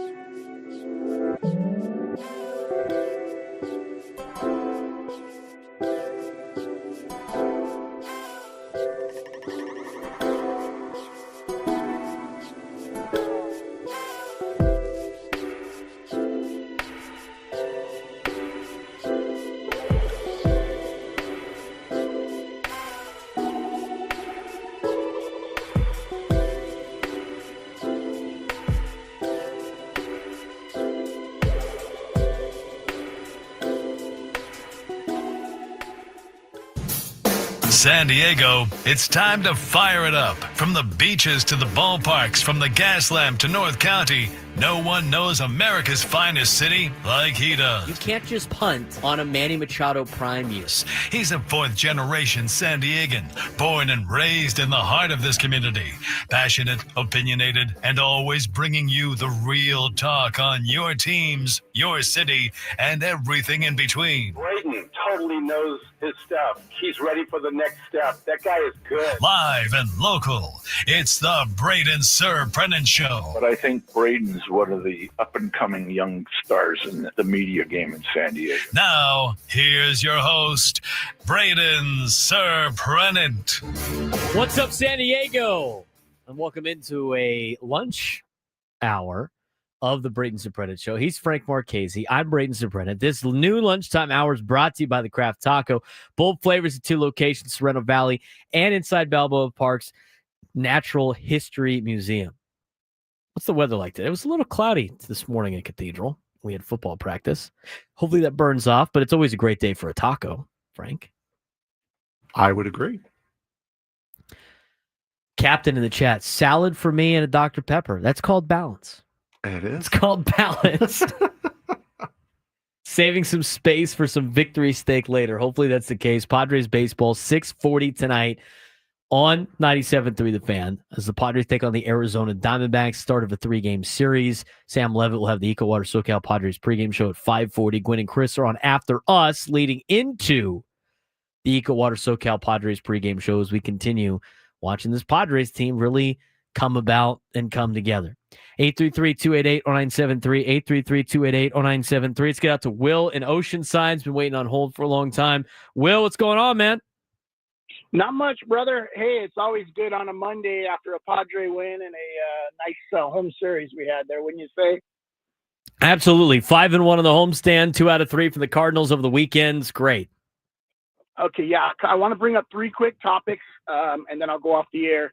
The first topic was I really believe Friday night. I had so much fun in this series, but the funnest part was Friday night. I really believe that there was some swagger and that was a little bit of the team pretty much showing what they plan on doing for the second half of the season. It didn't feel, for some reason, it didn't feel like the same games, the same team, the same way we played the first half. And I'm really happy about what I saw. And, we're still tightening things up. But the second topic I wanted to talk about is, and it was Jackson Merrill. I think he does this thing, and I don't know if you've noticed it, but when he takes a pitch and he's sizing up a pitcher, have you seen this thing where he kind of he does that with his neck? He kind of makes it go left, right, like he's cracking his neck, and then relaxes, shakes it off, shakes that first pitch off, and then he hits one down the line, or he hits it where he wants it. It's something. It's like a swagger or a confidence thing that I've noticed. But it's kind of like, okay, I'm about ready to do something, and then he does it. And then the third topic I gotta say is I gotta piggyback on what that last caller was talking to you about the catcher position. I was never one where I disagreed with the bad catching, but I am glad that we got Furman for this reason and this reason alone. And we've talked about it before. I really want to see a transitional situation for Ethan Salas. I really want to see a good catching situation. I don't want him to be thrown in there. I don't want him to not be ready. I want him to have a nice transition, a nice mentor. And I was a little worried, with just Diaz and Maldonado. But now that we got Furman, I kind of feel like, okay, well, we can excel at this, and we can keep Ethan Salas where he's at and let him grow into that position to be our catcher of the future. And I will take your comments off the air. Thank you, sir. I appreciate it, Will. A lot to break down there. Let's start. We'll go in reverse order because the first thing he said is actually going to transition us perfectly into this next topic. So, talked about the catching situation. Yes, I believe the catching situation is way better now. The more we learn about Freddie Fermin, the more we realize that trade that everybody thought was an overpay in real time when it happened might actually start swinging into a pretty good deal. Now, it's only been a couple of days, But Freddie Fermin, everything we've learned from Kansas City reporters about losing Freddie Fermin, everything we've heard from scouts and other people around the organization about Freddie Fermin, this guy is a winner. He has got the great makeup that you want in a catcher. He has the great makeup that you want, from a mental standpoint, from a preparation standpoint, in a guy that you want to have on a World Series caliber team. How he handles the pitching staff and his ability to hit. I mean, he solves a lot of problems that the Padres had for the majority of the 2025 season. And with him being under control for the rest of this season and the next 4 years, it sets up for training Ethan Salas. And so when maybe Freddie Fermin's contract is up, it's time for Ethan Salas to take over. That's 4.5 years of Ethan Salas being able to work with Freddie Fermin in spring training, seeing how we do things from a catching perspective. Okay, applying those to him in the minor leagues. They're going to rush him. I mean, we've seen the Padres, man. They get guys through the minor leagues very quickly. I think it sets up great. And I don't think he's going to be one of the guys that is traded. I mean, he has survived a couple of trade deadlines now, and then there's a handful of players that survive trade deadlines that end up making it to the big leagues with the Padres. We've seen that in the past now. And I think he'll be one of the guys that does that. And again, people go like, well, who are you going to trade next year? Well, did you see all the draft picks they just had that were ineligible to be traded this year? Probably a lot of those guys. I would imagine. They signed all 19 of them. That's a lot of players that they might be able to ship off next year if they elect to do so. And who knows? Every year is different at the trade deadline. But I do like that. In terms of Jackson Merrill, he's got his own swagger to him. I think it's probably part of the process of locking in and calming himself down. We see a lot of players do that. For him, it's maybe cracking his neck back and forth, little head shake back and forth and a deep breath. For a lot of other players, it's looking at some point on the bat, whether it be lettering or whatever it may be. Looking at it, focusing in on it, taking a deep breath. I mean, that's a way to get locked in. There's multiple ways to do it. That could be Jackson Merrill's thing. As for the first thing you said with Ramon Laureano, and it's some of these new players, I think, is what Will was talking about. I can't remember off the top of my head, but what popped in was Ramon Laureano being an addition to this team. You look at yesterday, Padres win 7-3 of the Cardinals, and it featured something that Padres fans have not seen enough from San Diego this season, and that is home run power. And that's pop in the left field position. Now, Ramon Laureano, who's having probably one of his best years, went deep to right center, a little opposite field home run for Laureano. His 8th home run that made it the 8th home run by a Padres left fielder all season, and only the 3rd by someone who actually plays left field on a daily basis.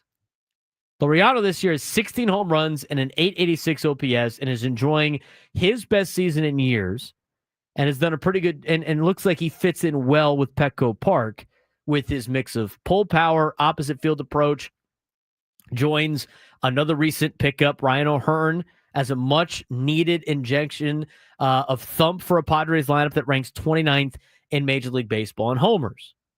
Mike Schilt downplayed, and this is kind of laid out by Tom Krasovic in the San Diego Union Tribune today in his column about Ramon Laureano settling in, but a quote in that article talked about Mike Schilt downplaying the front office targeting power specifically, instead saying they look for winning players, but the trend is clear.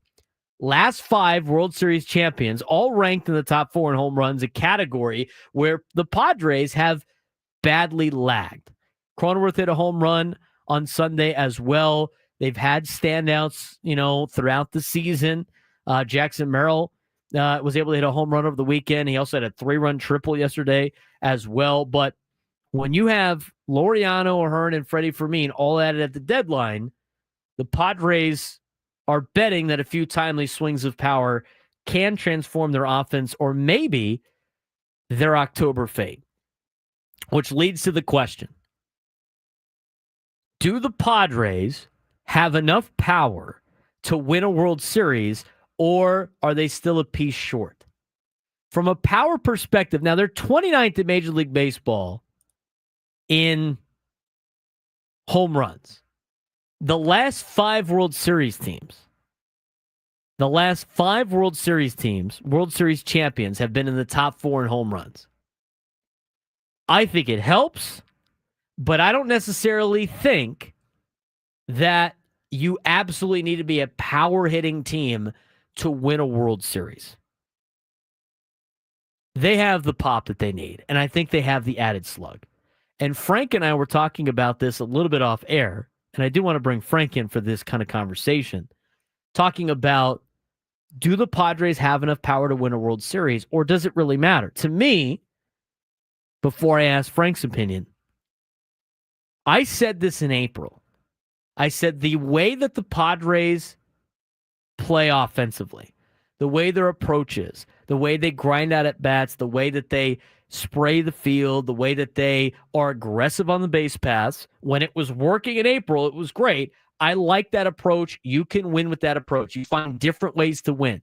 You had multiple players yesterday dropping down some bunts. Now, do I like Manny Machado dropping down a bunt? Probably not.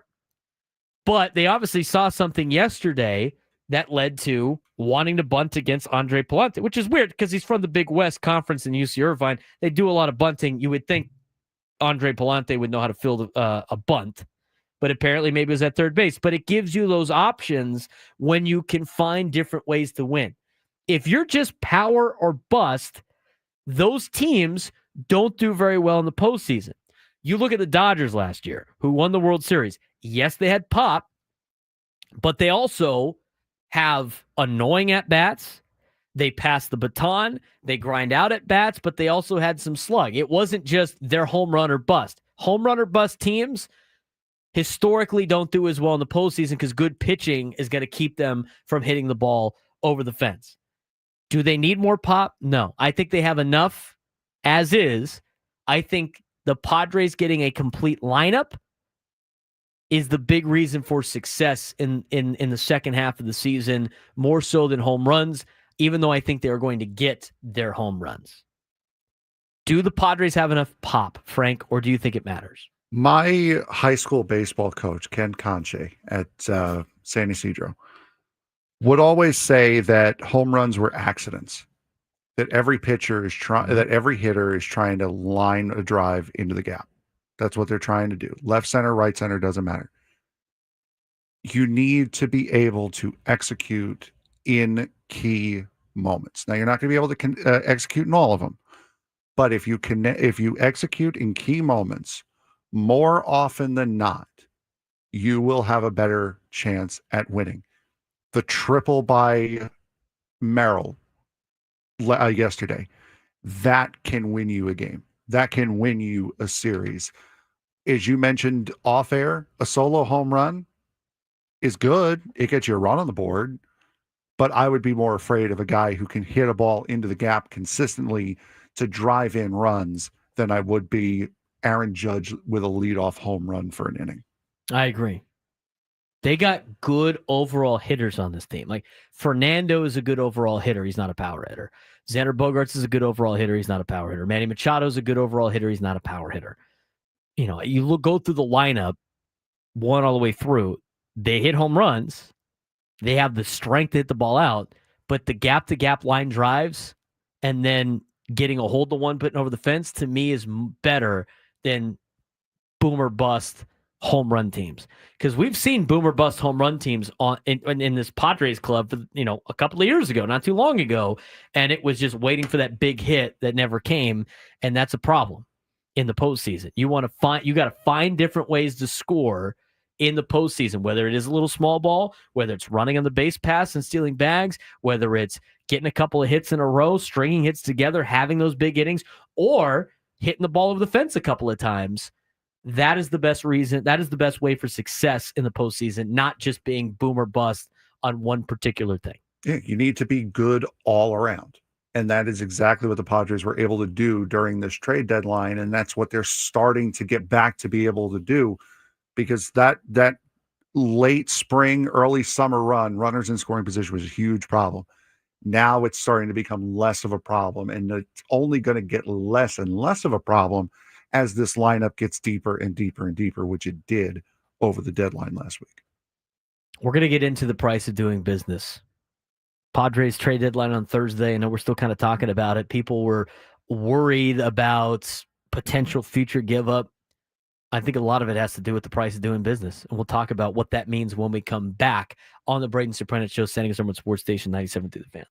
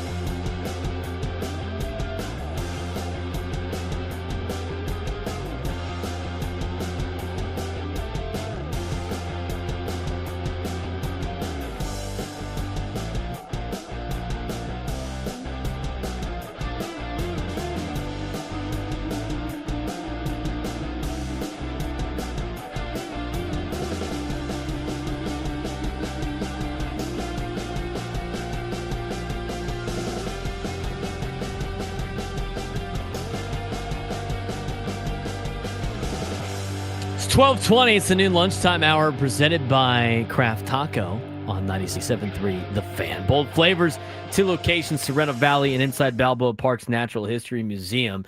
And when we get to the noon lunchtime hour, we need somebody for the Midday Sports Standoff. We already had a winner for last month.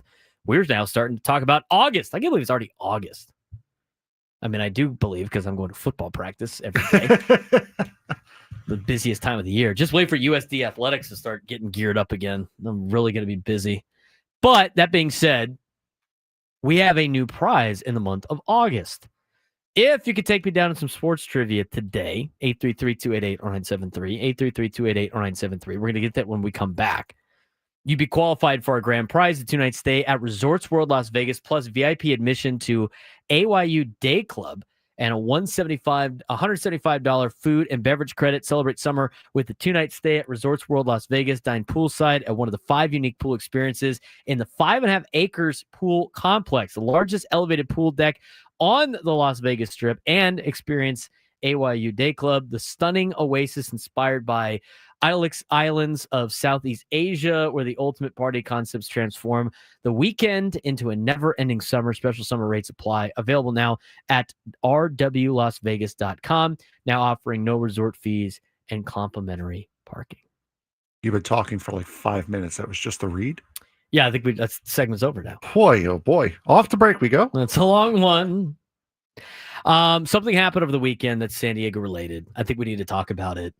And I liked it. It was cool to watch. And again, unfortunately, this is the more and more dying parts of San Diego sports. As you see now, San Diego Chargers getting inducted into the Hall of Fame. And it was Antonio Gates this year. It was LT a couple of years ago. It will be Phillip Rivers in the near future. And then once those guys are in, that's basically going to be it of San Diego Chargers in reality. So Antonio Gates had his inauguration speech and everything like that. It was great. Antonio Gates finishes with 955 receptions, 11,841 yards, 116 touchdowns, and a 12.4 average per reception. He talked about Phillip Rivers. He talked about LaDainian Tomlinson. But the biggest thing, and I think to take away from this, because we don't have that much time, was his thank you to Los Angeles and San Diego. So you can go see his whole speech on social media. It's been posted and everything like that. But Antonio Gates saying his thanks to LA and San Diego, and listen for the crowd reaction to this. Well, it's going to be a little bit different. This is just the San Diego one, because apparently the one with both LA and San Diego was removed. Oh, no. I just tried the link. Here's what happened. Okay, so Antonio Gates, does his token thank you for Los Angeles. It's very minimal, and there's really no reaction. And then he goes to thanking San Diego. So here's Antonio Gates thanking all of you for what you've done for him and his family. To the city of San Diego,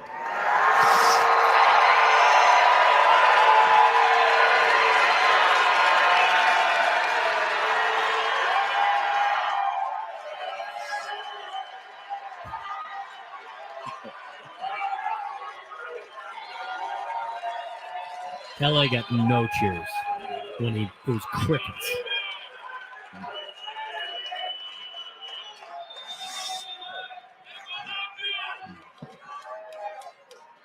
you embraced me. You supported me. San Diego is where I first became a Charger, where I first became a tight end, where I first became a father. I will never forget running out of Qualcomm Stadium and seeing all that powder blue.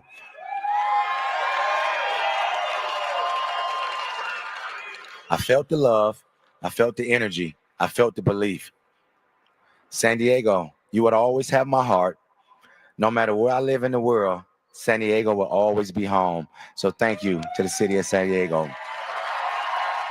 That was a pretty good thank you from Antonio Gates, of course, getting inducted into the Pro Football Hall of Fame in Canton, Ohio.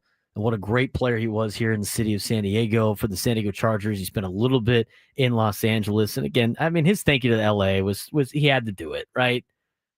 But not the same reaction as all of the San Diego Charger fans that went out there to support Antonio Gates getting inducted into the Hall of Fame. And every player that we have talked to in the past, and I've been fortunate enough to talk to some former Chargers that called this place home for a long time, that don't have any connection with Los Angeles. They try to do a little bit because it is their legacy. I mean, you can't, as much as you would love to see everybody pull an Eric Dickerson and refuse to be in St. Louis with the Rams when you played for the LA Rams.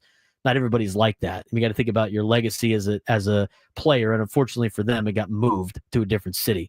But every Charger that you talked to that was a former San Diego Charger talked about how special the city of San Diego is to them, to where they, become, the young men turning into grown men, how they became fathers, a lot of them here in the city of San Diego, the birth of their, most of their children here in San Diego, the connection they have, they all call it home. And a lot of it is because of all of you fans that all root for the Padres on a daily basis, but we had having their backs for the entire time that they were here in San Diego. We talked to Jacob Hester. He's usually at the Army Navy game when I've been out there, and it's just like he's like his kids love most of his kids were born in San Diego. They all root for the Padres, just like Phillip Rivers and his kids, right? Phillip Rivers' kids do it, and San Diego's a special place to a lot of younger, generations of the kids of all the Chargers, and it's a special place for all of them as well. So I thought it was pretty cool of Antonio Gates. If you want to go see his whole speech, got to go down memory lane a little bit, thanking LT, thanking Phillip Rivers. It was a pretty good speech, and it's just unfortunate they're not here. But again, I mean, everybody knows in the NFL what that organization, what that team means to this city, or what it did, and what this city means to the National Football League. And that's why any chance that this kind of comes about, it's very interesting to see how the NFL reacts and where everything else is. And again, for Antonio Gates, he did this. He got his gold jacket without ever playing a snap of college football. That to me is incredibly impressive, to be a Hall of Famer in a sport that you never played in college. That's unbelievable to me. That great coaching too. A lot of people probably don't like North Turner. North Turner got that guy wide open a lot. Yep. Everybody knew that Antonio Gates was going to get the ball, and he was still wide open more times than not. So it was cool to see that. He wasn't the only San Diego connection. Eric Allen, who deserved to be in the Hall of Fame from the get-go, finally got into the Hall of Fame. San Diego guy, born and raised, went to Point Loma High School. I was fortunate enough to coach one of his kids at Cathedral. He had still lives here in town. It was great to see San Diegan Eric Allen get inducted into the Hall of Fame. And when he was, I think one of the ceremonies, it was cool. They had Marcus Allen, who played with him in with the Raiders organization, right? I think he gave him the jacket. It's something where he didn't introduce him, but he gave him the jacket. It was two San Diego guys up there for the Pro Football Hall of Fame. Eric Allen deserved to be in the Hall of Fame a long time ago. It's about time he finally got put in the Hall of Fame. But those are some of the San Diego connections over the weekend in the Pro Football Hall of Fame. I know a lot of people probably didn't watch it too much, but if you want to go back, go down memory lane a little bit, see what Gates had to say. It was pretty cool. It was pretty cool. 833-288-0973, 833-288-0973. We are going to get to one phone call when we come back and get to our midday sports standoff on the Braden Surprenant Show, San Diego's #1 sports station, 97.3 The Fan.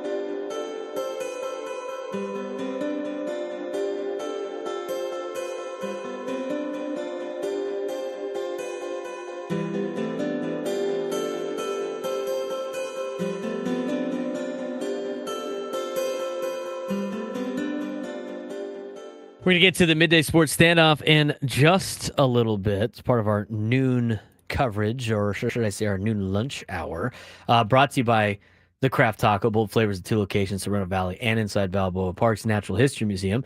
Baseball coverage on 97.3 The Fan is presented by T-Mobile. Head to T-Mobile.com and get a great deal on iPhone 16 Pro. Frank's always got some very creative questions on the deal. Hopefully we can get somebody qualified from the get-go of this month. Last month, we couldn't have had too many qualifiers. No, I don't think we did. It's okay. I'm feeling a change in the winds. It could also be it's getting closer to fall. But you know what? That's not a win. 833-288-0973, 833-288-0973. Kevin and Chula Vista, you're on the Braden Surprenant Show. What's going on, Kevin? Hey, thanks, Brandon. First of all, or Braden, going to say shout out to Brandon from Carlsbad. Just dynamic input, and always enjoy listening to his rather cheerful take. So good job, Brandon, and keep up the good work. Wanted to talk about 3 things real quick, if I could. Earlier topics that you put on the table here. First of all, I was really, and I hope most people were, cheering loudly for Randy Vasquez on Saturday night. It was a shame that he kind of collapsed midway through. I was hoping that we could get 5 or 6 out of him, because he's really, as I think you pointed out, done yeoman's work in a real difficult situation for him. I'm not a pitching coach. I don't know what the limitations are with Randy, but just from a human standpoint and a fan standpoint, I was really hoping that this young man could have pulled through and maybe ended up a little bit better. But having said that, I hope all the best for him, no matter where he ends up, hopefully back here and be productive. Secondly, Braden, you brought up the losing record against the losing teams. Every year has different dynamics. The way I see it right now is this is really the overhaul that has been done on this team a few days ago puts this in a real unique situation where, the way I see it, everything starts anew as of a few days ago. And obviously we're on the right track with this. We are told constantly when we get to the playoffs, everything is 0-0. No one's going to remember who we won, who we lost against. You're 0-0. Let's just get to the playoffs. And then last, on the situation, or not the situation, but the game down in the South, great idea. I was listening to one of the female Infinity talk show hosts brought up the entertainment. I don't know what the problem is with that Major League Baseball, but trying to be the NFL, this is a family game. This is a family sport. It's about kids and families. She brought up the fact that, you've got, the entertainment was really bizarre. You have these female clad dancers out there with their thongs and G-strings hanging off their rear ends. I mean, is this what we want for the young kids? What baseball had an opportunity to do is with a stadium that size, I would have brought in 20,000 disadvantaged kids from all over the region. And I would have made this a playground and a play day for the kids and the families. You don't need to have rock star talent shows, which most of these things are going to end up in the cultural waste bin anyway, because they're not good. I've got a garage band, Braden, that's 3 doors down. Yeah, I know we've got to cut you off, Kevin, because we got to get to the midday sports standoff. All right, a couple of things with what Kevin had to say. I do agree with. First of all, Major League Baseball trying to be in the NFL has been a fool's errand. The draft is a fool's errand. They have to understand what their spots are and being good at and picking their spots and being good at what they're good at. And so I do agree with Kevin in the sense of, like, it's a family game. It's for kids. I mean, think about yesterday. Yesterday was a sellout crowd again for the San Diego Padres. Kids Day. Sunday day games are for kids. Sunday day games are for kids. They're not for anything else. And so you look at Major League Baseball, they are a family game. The thing about baseball, and it's funny, they want to have 20-something-year-olds watch their product so bad. and they've talked about how they want to have young people watch the game. This is the cycle of Major League Baseball fans in America. Everybody goes through the same cycle. A lot of you, whatever age you might be at right now, can understand the cycle. You go to a game as a kid for the first time. You grow up playing Little League Baseball. Almost everybody in America grows up playing Little League Baseball at some point in time. T-ball is easy, and whether or not you like baseball as a kid or not, almost everybody plays T-ball just like everybody plays soccer growing up in America. You play T-ball softball, play T-ball baseball. I know there's a lot of girls that do the Little League Baseball T-ball. I mean, almost everybody gets involved with baseball at a young age. You go to a game. Your parents take you to a game. It could be your dad. It could be your mom. It could be your aunt or your uncle, maybe a grandparent. Everybody remembers that first game where they walk into the stadium and they walk through the tunnel with the light, and then you get outside into the stadium and you think it's the coolest thing in the world. So you do that as a child. You go to games as a kid. You run the bases. You do the Sunday stuff, and you love baseball.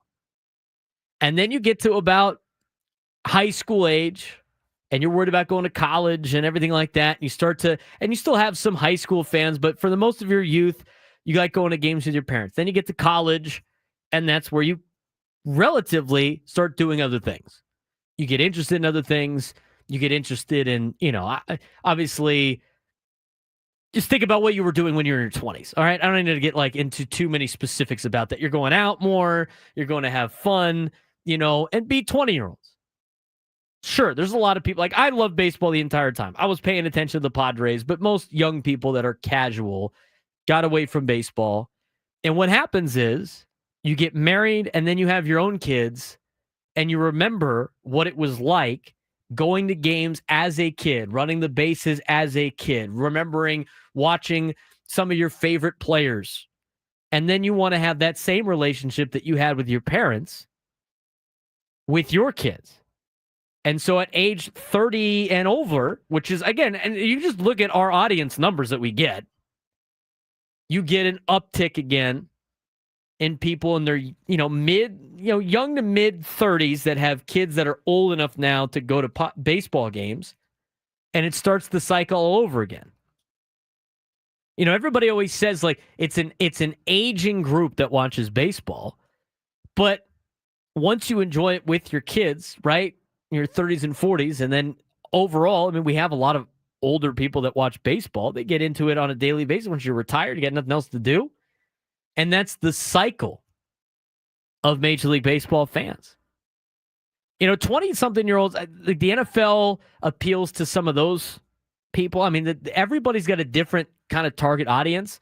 And Major League Baseball, even though they're trying to grow the game and try to get more people involved at a younger age, it's just they need to know what they're good at. That's what baseball is good at. It's like that Americana in baseball. I took a baseball in the movies class to talk about, pop culture and baseball and how it appeals to America. And you think of rural America. You think of, throughout the country, kids playing Little League, families going to games. That's what baseball is. So it's an interesting topic of discussion. And every time Major League Baseball tries to be the NFL, it usually fails miserably. The NFL is different. The NFL is different for different reasons. The other thing Kevin said, starting over after the trade deadline, I kind of agree with that. Everybody's team is so drastically different after the trade deadline that a lot of these records that are in the past don't make a lot of sense. What would the Padres record be right now if they started the season with Ryan O'Hearn and Ramon Laureano and Freddie Fermin? Seriously. They're only three games away from LA going into the trade deadline without those guys. What are the Padres at the beginning of the season with Mason Miller? Things the team's drastically changed. So obviously that's a big. I agree with Kevin on that as well. 833-288-0973, 833-288-0973. We need to get to today's Midday Sports Standoff. Welcome to Midday Sports Standoff on the Braden Surprenant Show. I can't believe what I'm seeing right now. The ultimate head-to-head battle where sports knowledge and quick thinking collide. No, it's no good. Are you kidding me? Contestants will go toe-to-toe with Braden in a sports trivia deal where every correct answer brings them closer to victory. Down the sideline! Wow! Unbelievable! But 3 strikes and it's game over. This is not Detroit, man. This is the Super Bowl. Can you outsmart Braden? The Midday Sports Standoff starts now. All right, Frank, who we got playing today? We have Roger in Spring Valley playing today. Roger, how you doing today, bud? Hey, pretty good. What? What's up? Roger. Shout out to my cousin Chava that helped me out last time. Oh, there you go. So if I can find a pen that works here, you have 6 possible answers for today's trivia question. And today's question is, there are 6 caps in Major League Baseball that have no white on them. What are the 6? Roger, you are first. Pulling this out of you-know-what. Yep, man. I am. Oh, geez. All right. It's like, are we counting only the regular hats? Yeah, only the Primary primary hat. hats, yes. Those City No Connects. alternates or like that. No alternates. Okay. All right. With no white in it whatsoever. Yes. I'm gonna kick myself if we get this wrong, but I'm gonna say it's San Diego Padres the first one. That's definitely correct. Padres do not have any white on their hat. Braden. Every time I hear the name Roger, I think of like Star Wars with the droids. Roger. I wonder if he gets that. Oh, you gotta think about like Roger Moore from good old Bond movies. The droid one is funny though. Roger. Pittsburgh Pirates. They got the black cap with the gold P on the front. Pittsburgh, number 2. Roger. Oh, jeez. All right. I'll go with the thing that's wrong. Baltimore Orioles. I know it's wrong. I think the Oriole has like the white outline. the eyes. The white outline yeah. and the eyes and stuff are gonna be All right, so we have Pirates and Padres. Yes. And pancakes. Your New York Metropolitans. That is It's correct. just blue and orange. I knew it's one of the New York teams, but like my Yankees always have it. Shoot. Okay. Let's go with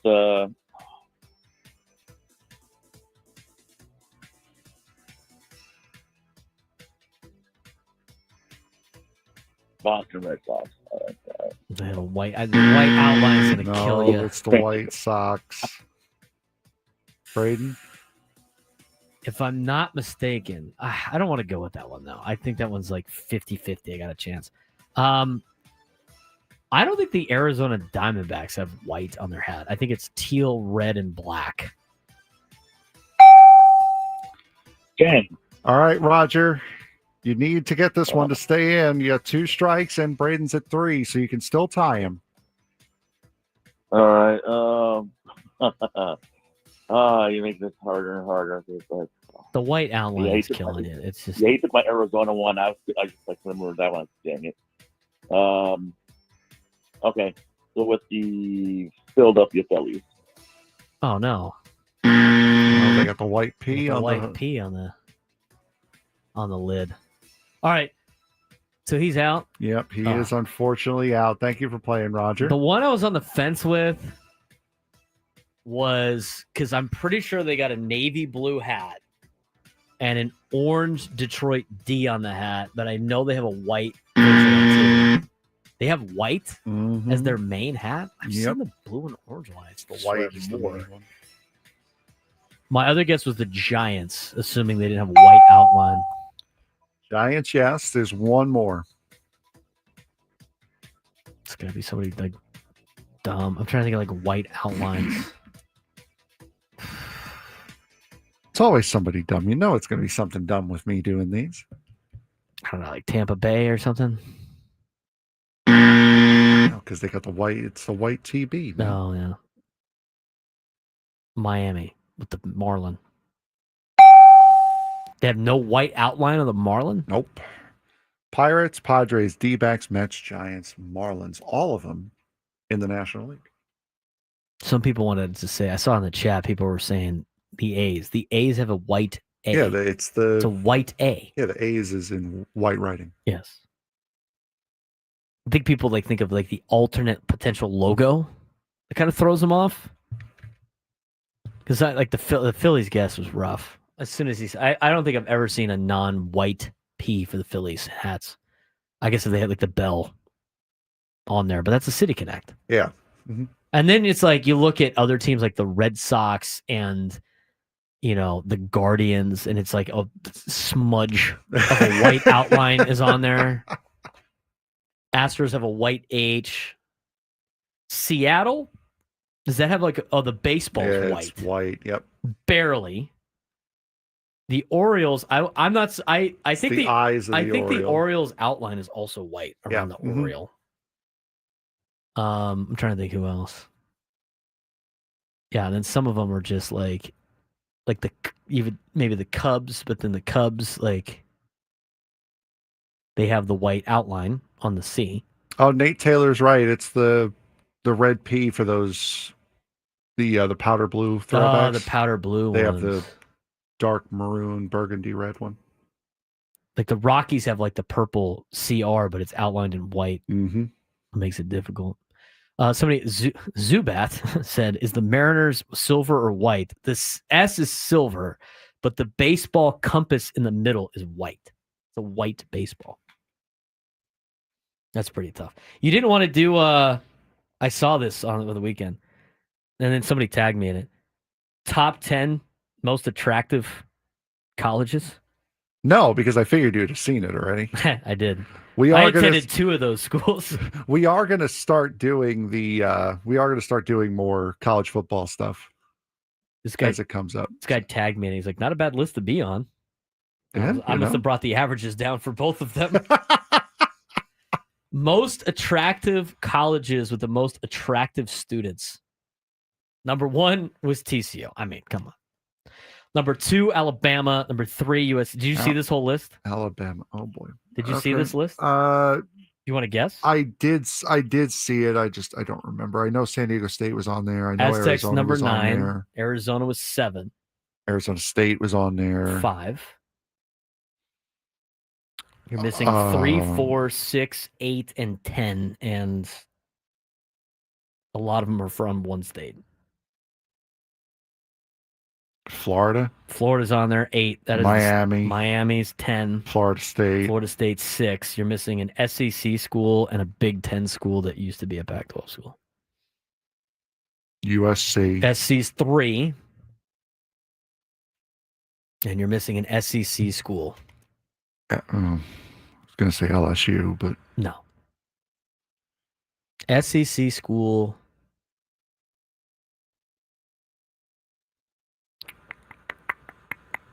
Lane Train.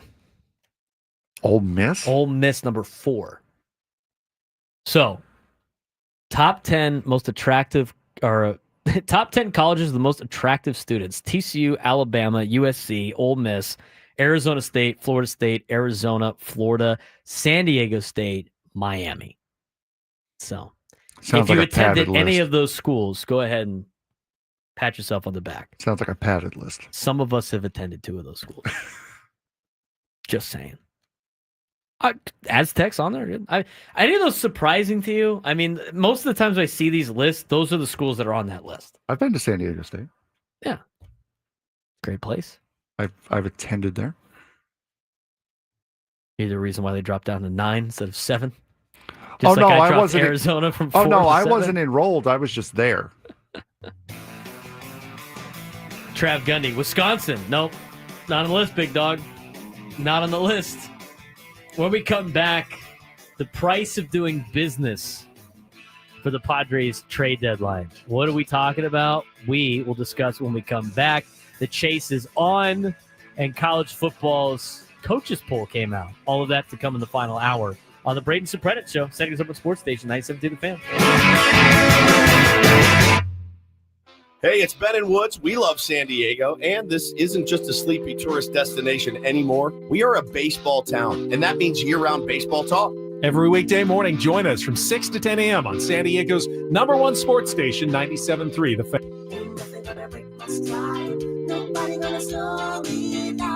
Don't let pneumococcal pneumonia break your stride. If you're 50 or older, you're at increased risk. So be proactive with Capvaxive pneumococcal 21-valent conjugate vaccine to help protect against invasive pneumococcal disease and pneumonia caused by certain types of pneumococcal bacteria. Capvaxive helps protect against the strains of bacteria that cause about 30% more IPD cases than any other pneumococcal conjugate vaccine in adults over 50, according to national-level CDC stats. Regional variations may exist. Don't get Capvaxive if you're allergic to the vaccine or its ingredients. Tell your doctor if you have a weakened immune system. Common side effects include injection site reactions, feeling tired, headache, muscle aches, and fever. Capvaxive does not protect against all strains. For more information, call 1-800-927-8888 or visit capvaxive.com. Ask your doctor or pharmacist about Capvaxive. Need help paying for your Merck vaccine? Visit merckhelps.com. Sponsored by Merck.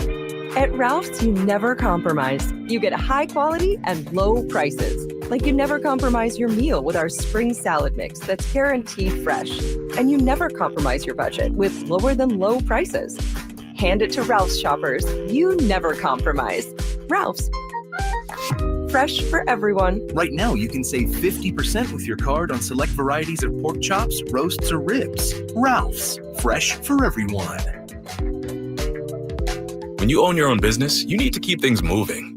Need to book a last-minute flight? Earn a $300 travel credit to cover that. Need to take a meeting before takeoff? Do it from the comfort of the Chase Sapphire Lounge by the club. Need to catch your breath before you board? Done.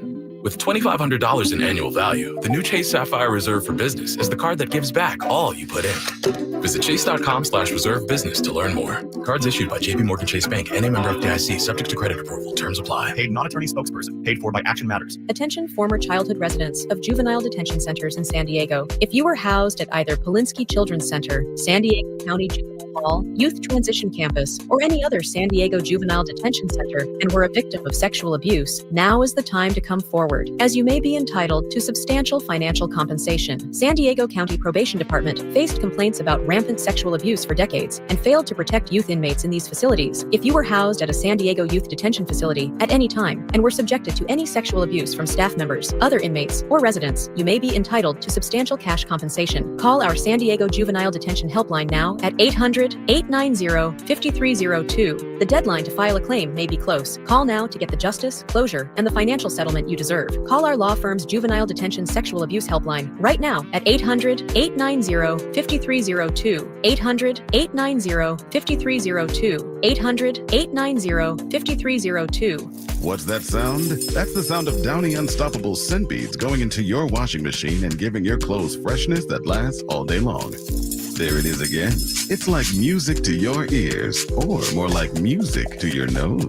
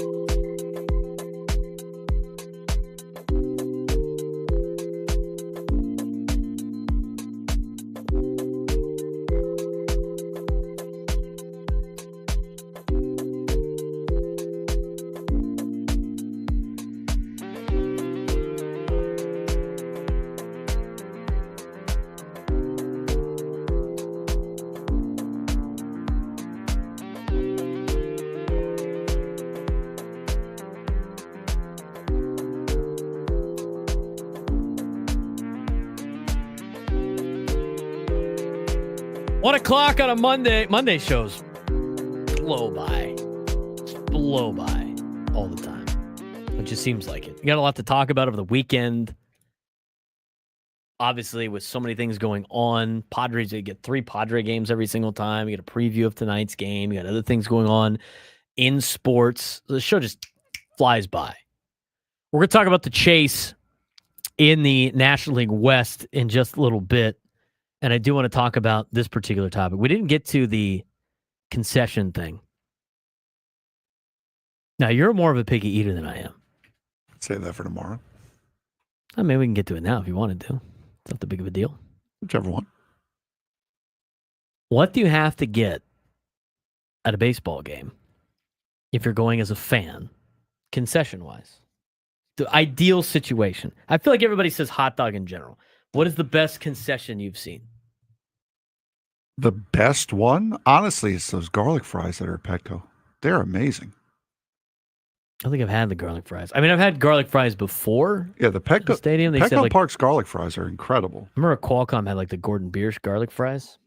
It was always pretty solid. Petco's got they just one on top of the other. Yeah. Outdo themselves. Yep. My mom got the pudding for the first time. Kept the Western Metal building. She's keeping it though, so we're gonna have to get you one. By the way, I did ask on Friday. I know. And they come, for anyone who just wants the building, those puddings come pre-made, already in the building. So no, you can't just get the building. Like I knew was going to be the case. But pay somebody to eat the pudding for you. Classic. That's what a date is for. Yeah, there you go. You got to get a date to the ballpark that can eat macadamia nuts or whatever the nuts are in there. If you go on a date with somebody, Frank, that has the same allergies as you, then you're back to square one. Yeah, you got to find somebody that can. Problem with that or point. they love ice cream because they have it in the ice cream. You could do the ice cream one. But that requires me going downstairs. I don't want to do that. I haven't had it this year, but I had it last year. The birria egg rolls are legit. Oh, really? Yeah, those are so good. So good.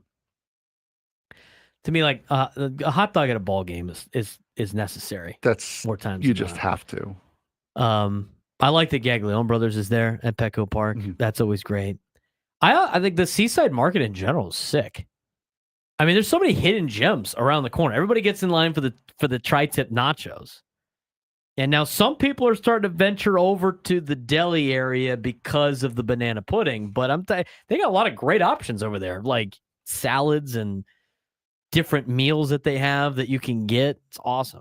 There's no better place in the country for culinary food at a ball game. Yeah. Aside from Petco, there's nobody even close. I went to Angel Stadium. Angel Stadium's got they got the nachos in a helmet, and then they got this cookie truck on the concourse that you can buy a bucket of chocolate chip cookies, which is not bad, by the way. I mean, that's kind of awesome. Nothing like it. I got to defend myself here. One, no. Come on, if you're sitting down in the lower level, you make more money than me. So no, it's not that. I would want to go down there to feel important. Frank wants the upgrade. Exactly. But they have so many options. Like somebody said, like the acai bowl. Who get an acai bowl at a Padre at a baseball game? It's crazy. Exactly. It's awesome. We went to Mona Lisa's this weekend because of your comments, as you should. It's a great place. Should go every weekend. Yeah, deli sandwich, the imported stuff from Italy, phenomenal. Mm-hmm. Get yourself some good ingredients to make your own Italian food. You know, you could eat you can get the deli sandwich and then go eat it in the restaurant. Yeah, not a lot of people know that. Yes, you can. Sometimes you eat on the patio. You can go sit in the restaurant and go eat your deli sandwich that you get. It's great. Adam Klug, big fan of the acai bowl. Peanut butter, chocolate, bananas, almonds. And there I go. Yeah, that would kill you. They got the pizza there is good. It's everything at Petco is good. But your question, what was your question about the concessions? Like, what your favorite? Like, if you had to make your favorite what would be concession what would be your go-to concession stand that needs to be at every event? I don't know. Do you have something in mind? To me, like classic ballpark foods. Stuff that nachos, hot dogs, pretzel. You have to have a soft pretzel. You know, a burger place every now and again would be good. I have had no interest in getting a burger at a bowl. I agree, but I'm saying it's a basic. I think you need a chicken basket, as James Franco would say. I think you need a chicken basket. Fries got to be good. That's a must. I think that's if you don't have good fries, you ruin the chicken basket. Pizza at a ball game, yes or no? No. I like how you're making a menu here. Sorry, no. I mean, a burrito in San Diego is pretty nice. Makes fun of the recovering fat guy for making a menu. Thank you. You asked the question. I did ask the question. You brought it up, but dessert-wise, you have to have the soft serve in the helmet. You have to have that at a ball game. Absolutely. By the way, press box, can we please get the helmets one game? Are you kidding? One game I'm there. You're supposed to be neutral up there. Just want the helmet. That's it. Walk down the stairs. Again. Get yourself a brownie sundae with the Western Metal Building, and then get yourself a helmet sundae. Make that the only thing you eat the entire day. And you got yourself the helmet, and you got yourself the Western Metal Building. Why is it bad that I want a Padre ice cream helmet? Why is that bad? They're not going to do that in the press box. It's not bad. I could have swore I've seen it. I could have sworn I've seen it before. Maybe somebody went and got one. No, like I could have sworn I've seen them as the option for the day. It might have been like opening day or something, but that was it. I think our guy Crum needs to stop wasting all the cups and just get a soda cup. The amount of times he has ice cream up there, he basically wipes out the machine every week. On Friday night, he tested to see if that machine was working a good 3 or 4 times, didn't he not? Yeah. He would come back. He's like, I gotta make sure this thing's working still. Another little cup. Another little cup. Another little cup. I asked. I think I tweeted at Scan because they were talking about ice cream on the TV broadcast the other day when they were on the road. Mark Grant favors he's at the ice cream machine a lot. I'd ask him. Yeah, because Mr. Softy ice cream is incredible. Mr. Softy ice cream in the soda cup is where now you're seriously playing with fire. That's where that's a lot of dairy. That's where fat guys go to die right there. I only get the ice cream in the press box if they have the little toppings. Because sometimes they got toppings. I'm in. Yep, they do. Sometimes they don't. I'm out. It was they had weird. Peanut butter chips the other day. Yeah, you they can did. have those. Those are legit. And sprinkles. I'm a sucker for sprinkles. I'll put those on ice cream all day. They had like cookie crumble or Oreo crumble there too. Mm-hmm. Put the brownie in the. What are we doing? Hold on. They're making fun of Crumb with the ketchup. Oh, okay. I was going to say, what are we doing with that? I did see a tweet the other day, or today. One of my friends sent me a tweet with Crumb in the group text, and it was about putting ketchup on tacos. And by the way, that comment was mustard on tiramisu. Yeah, that's not great. This tweet just out of nowhere, right? This person goes, ketchup on a taco deserves public stoning. He told me the story about that the other night. The ketchup. I don't think I've heard the full story on the ketchup on the taco. So the story was they only had the hot salsa. These are his words. I'm white. I don't do spicy. Okay. So he goes, do you have like a mild salsa? No. Do you have the queso? He goes, no, we don't have the queso. He's like, fine, give me ketchup then. So apparently it wasn't his first choice. He wanted something on the taco. He couldn't have, salsa wasn't there. He wasn't going to be able to handle the spicy salsa. He knew it. They had no queso, so he went with what he felt was the next best option at the time. I got to ask you, because you're the pizza guy. Mm-hmm. Is it frowned upon to dip your pizza in ranch? Yes. Wow. He's an anti-ranch with pizza. You're going to incite some people in the chat. Sorry, you're just wrong. I don't know what else to ranch tell on the you. side. It's not too bad. Ranch on pizza, no go. No. What about some hot sauce on a cheese pizza? Some Tabasco. Pipe it up a little bit. No, that's what pepper flakes are for. Yeah, crushed red pepper. Sometimes you don't have that. Hot honey. Any pizza place worth anything is going to have red pepper flakes. True. You don't like spicy, do you? No. You could put You could put the. I like putting Tabasco on cheese pizza sometimes. Again, that's what red pepper flakes are for. Sometimes I don't have access to red pepper. Well, then that's your problem. I don't know what to tell you. The ranch thing, I know so many people that dip their pizza in ranch. Which is not, I mean, if you want to dip like Papa John's or Little Caesars to disguise the taste of it, then yeah, I get it. I'm not dipping New York pizza in ranch. No. Absolutely not. Nuh-uh. Absolutely You cannot not. dip good pizza in ranch. If you want to dip bad pizza in ranch to disguise what you're eating, sure, I get it. Understandable. But good pizza, no, that's a crime. I saw it in the chat and I want to try it. Prince Street Pizza. I haven't been down there yet. Okay. I heard it's legit. It's Sicilian style. They got the. Oh, yeah. Yeah. I haven't had it yet. Somebody in the chat was saying it was circling Petco Park or whatever like that. But prolific. I don't know what the deal is with that. I do got to try it. I haven't been able to go down because it's in PB. I'm 30 now. I don't go to PB anymore. Okay, so like I'm hardly We've ever down there. outgrown PB. I have outgrown PB for a long time now. Once you turn 25, it's time to upgrade to the Gas Lamp or North Park, or for your North County people up in Encinitas. If you're older than 25 and you're in PB, dude, you're too old for that place. You're way too old for that place. So I don't go down to PB too much anymore. What? Mario, get out of here. Get out of here. It started now. Get out of here. I'm too old for PB. So it's very rare that I get to go down there. And I forget about Prince Street Pizza. My sister was in town a couple of weeks ago. We went to Rocky's. Okay. And then we decided to go to Handel's for dessert. Check off some things off the box. I have a Handel's right down the street from me, and I keep forgetting it's there. Handel's is great. That's what I've heard. It's good ice cream. It's a national chain, though. So, like, you can get that at other places. We decided to go there. And when we were walking, it's across the street from Prince Street Pizza, which is like 3 different restaurants in the old Denny's. Yeah. Down there in Pete. Was that Grand or Garnett? I get them confused. I can't remember. It's one of them. It's the one that leads into the pier. Somebody can tell me in the chat. Yeah. Okay. So that old Denny's is now Prince Street Pizza and like, I think some burger place that I've actually had when it was a truck and one other thing. And I've yet to go in there and I need to try it. And I know there's one downtown too. And the one downtown was always like wedged. So it is Garnett. I get it confused all the time. Garnett and Grand. One's got most of the bars. The other one has only the ones at the end that have like Firehouse and one other one. Yeah. So anyway, I got to try Prince Street Pizza. Peanut butter on pizza, John. I'm sorry. That's a no-go for me immediately. Juan Ruiz just said Detroit deep dish clears New York pizza.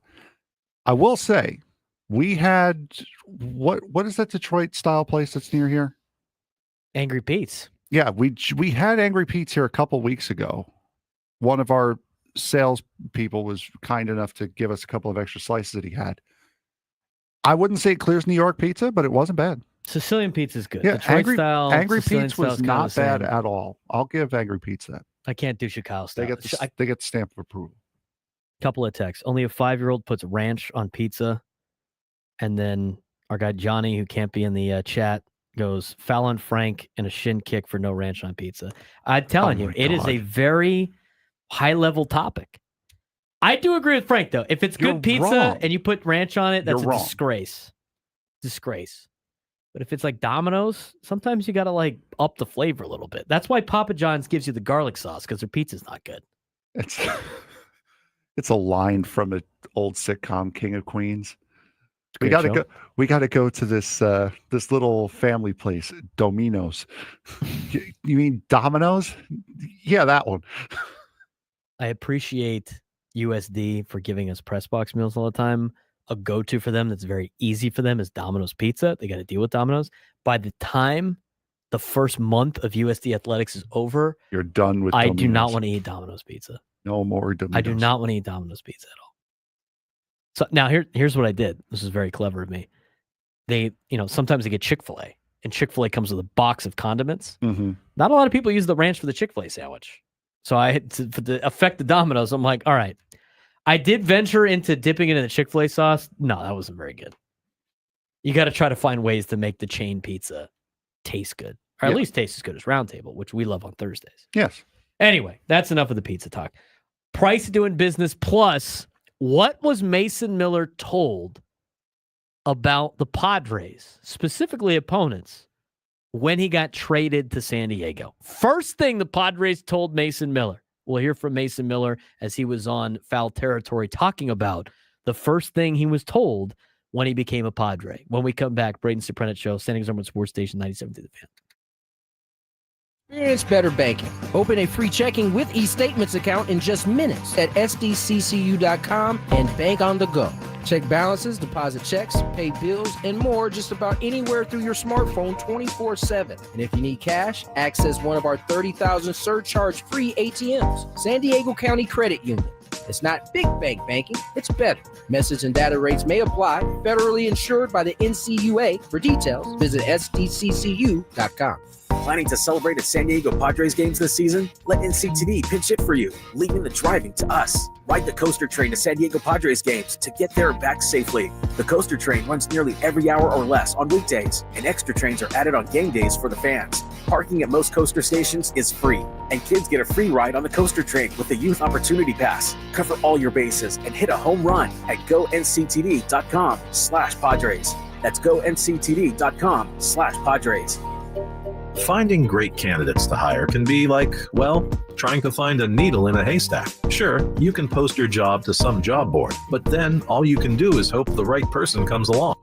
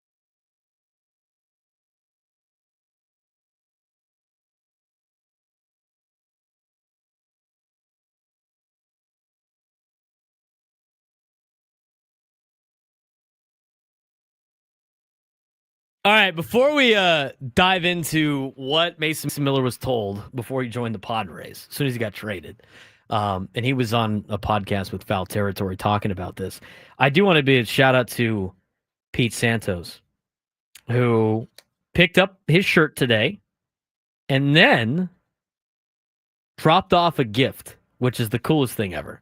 He gave me this stainless steel can, 16 ounces, with it's an Igloo kind of like, it's almost like a Yeti, right? But Igloo makes it. It looks like a soda can, and it is a Whataburger with also the kind of Padres colors at the bottom, brown, orange, and yellow. It's like a 1970s version of the Padres, with the Whataburger logo on the front. And again, it looks like a can. So twist the lid off.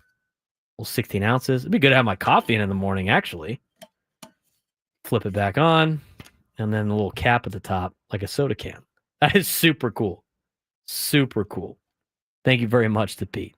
That's awesome. He handed it to me. He's like, this is right up your alley. And I'm like, okay, can't wait. Super cool. Anyway, 833-288-0973, 833-288-0973. Let's get to what's going on with Mason Miller, okay? It's going to lead into a couple of different things that we want to talk about to finish up the show. We want to talk about the current race for the National League West. This clip is going to set that up. And then at 135, kind of teased it enough, the price of doing business for the San Diego Padres in terms of their bold moves that they made at the deadline, which also include Mason Miller. This is Mason Miller on Foul Territory talking about the first thing he was told as soon as he became a San Diego Padre. Yeah, no, they told me right away. Obviously, we don't like those guys a whole lot. I haven't really had a rivalry to that extent. The A's play the Mariners, play the Astros a lot, and a lot of close games, and we want to win those more than others, but not a rivalry to the sense of the Padres and the Dodgers. So I'm excited to experience that. Definitely going to be a lot of eye-opening experiences going forward, just with playing in front of all these fans and playing in these big rivalry games that mean so much. First thing he was told, we don't like the Dodgers. Well, I think that's pretty self-explanatory. I think it's going to be cool to see some of these guys compete against LA in a rivalry perspective. Laureano spent time with the A's too before he went to the Orioles, and there is some rivalries there, but not too much. Ryan O'Hearn was with Kansas City before he was in Baltimore. Freddie Fermin spent his entire career in Kansas City before being acquired by the Padres. J.P. Sears has been with the A's for a decent amount of time now. So none of them have been in this rivalry coming up. And this is how the stage is set for the next 50 games. Last 50 games of the year. We talked about it earlier on in the show about the playoff chance. Again, if the Padres win 25 of the next 50 games, they play 500 ball, they will have an 83% chance of making the postseason just by playing 500 ball. And we laid out everything in terms of they have a good enough cushion, especially with with the opponents that Cincinnati's got to play in the next 2 months compared to the Padres opponents, that they are in a good spot to make the postseason, which means what do you do now? Eyes up, keep climbing. Keep looking at who's in front of you, and right now it's the Dodgers by 3 games. You have to play the Dodgers 7 times overall the next couple of weeks. 6 times. 2 3-game series. 1 in LA, 1 here. You're out by 3 games.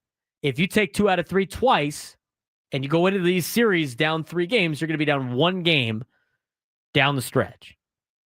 So it's going to be a mighty fun last 50 games of the season, which obviously starts now with the Diamondbacks, but it's going to be interesting to see these guys play in these high leverage games, these high level games, high intensity. I mean, you're going to get some playoff games, I think, in these next couple of weeks against the Dodgers. Got to worry about Arizona and Boston. I think the Boston series is going to be big too. Boston's competing for American League East title. Here's how the chase lays out. The Dodgers have a 3-game lead on the Padres, who have a 4-game lead in the wild card. It might be 4.5, if I'm not mistaken. But they have a decent amount of cushion in the wild card. Padres officially, if we get this thing to load, 4-game lead on the wild card.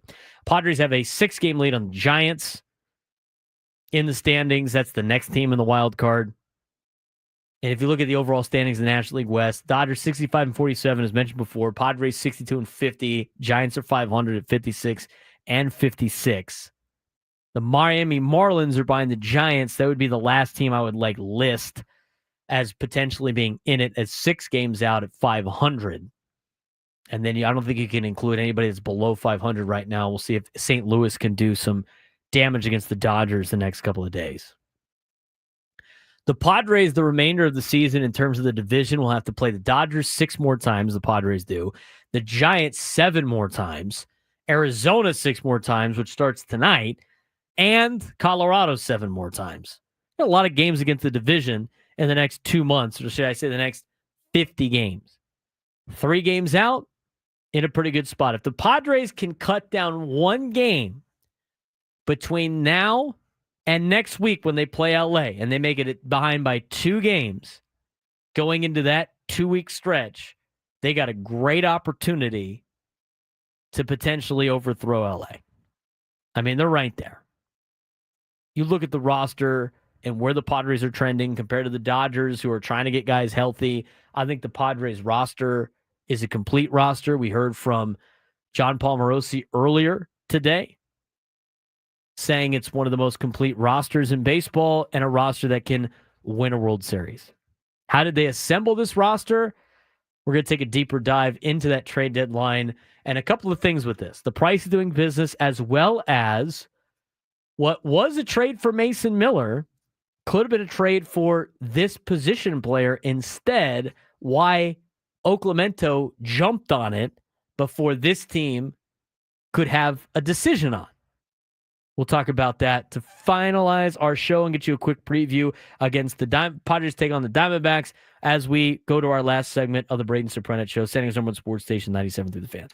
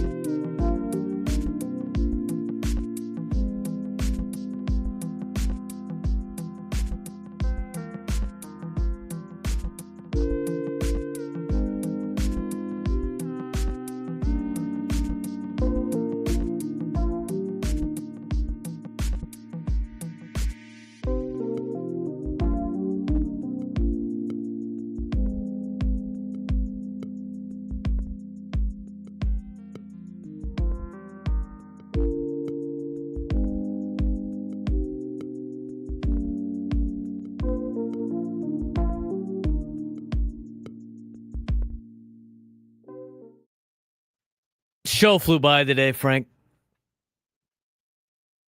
As it usually Flew does. by. It always does. Did we have... Darvish is going tomorrow, right? Is that what they said yesterday? Yeah, I think they said Darvish. Sears and Darvish. Darvish is scheduled to go tomorrow. Still TBA on Wednesday as of like an hour ago. All right. Sometimes they just like to sneak that in on you. I've noticed. That's happened a couple of times. It has. I'm going to check just in case. Let's see. See if they're trying to pull another fast one on you. No, still TBD. Yeah, I was going to say, it was as of about an hour ago. It was to be determined. You have notifications on from MLB.com scoreboard. No, I just checked. Oh, man. We got here's the important games to watch today for Padre fans. Again, you got a 6-game lead on the Giants, so I'm not paying too much attention to the Giants and Pirates today. I want to take a peek at Phillies and Orioles. Obviously, if you're trying to have eyes up, keep climbing. The Mets are taking on the Guardians for 3. I think the Mets are going to do in that series. How are we feeling, Mets fan? After losing 2 out of 3 to the Giants, bullpen's a lot better. I'm still okay. I'm not worried. I mean, of course, winning the division would be nice, especially over the Phillies, but I'm not too concerned. I think once everything starts to get righted, then Mets get Kodai Senga back. I think things will calm down a little bit. I think so too. I don't think you could judge too much of the first series of new faces on your team. Mm-hmm. And I think the Mets bullpen's going to be legit. But they got the Guardians this week. Guardians are hanging around still. Surprisingly, 3 games out of a wild card spot. So anyway, those 2 teams in particular, you're trying to track down in the wild card as well. Brewers and Braves. We're paying attention to Milwaukee. Anything else? Maybe the Braves can help everybody else in the playoffs again after they did it with Cincinnati. But a huge series on the north side of Chicago. That will start at 5:05 Pacific time. Reds and Cubs. Nick Lodolo going against Michael Soroka. So Mike Soroka just got acquired by the Cubs. Nick Lodolo should be a good game in Chicago. It's pretty good deal. I think that's good. That's a game you got to be paying attention to. It's kind of win-win for the Padres and Padres fans, the Reds-Cubs series, because I think you've built up enough of a cushion so far with Cincinnati that it's not that big of a deal. Yeah, 100%. And you can start thinking about the Cubs, who are 3.5 games in front of you. Again, you're trying to get yourself out of that 6th spot in the wild card. But if the Reds lose and you get another game, you go 5 games up on the Reds, I think you're a good spot. I think if you did, like we talked about it last week when the Reds were playing the Dodgers, you had to match what the Dodgers did. You did better because you went 3-0. I think you did the same thing in Chicago. Match what the Chicago Cubs do. And at least you don't lose ground, and then maybe you can just bury Cincinnati.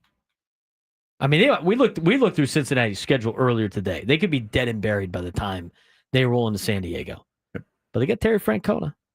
Can't rule out Terry Francona. I don't believe in their pitching staff too much. The starting staff is young and will be good next year. They're already making those strides. I don't like the bullpen. I mean, they got to rely on Emilio Pagan in high leverage situations. We saw that here. Brent Suter gave it up yesterday. So anyway, that's the big series to watch. Cardinals will play the Dodgers at 7:10. Start looking more at Dodger games than Giants and Reds games. Padres, of course, tonight. JP Sears against Brandon Pfaadt. JP making his first start in a Padres uniform. He's 7-9 with a 4.95 ERA. Brandon Pfaadt 10-7 with a 5.11 ERA. Arizona's been a little bit of a house of horrors for the Padres. As of late, it hasn't been too bad. They don't have Naylor anymore. They don't have Suarez anymore. You know, their pitching staff's beat up. The bullpen already wasn't very good. They traded away Merrill Kelly.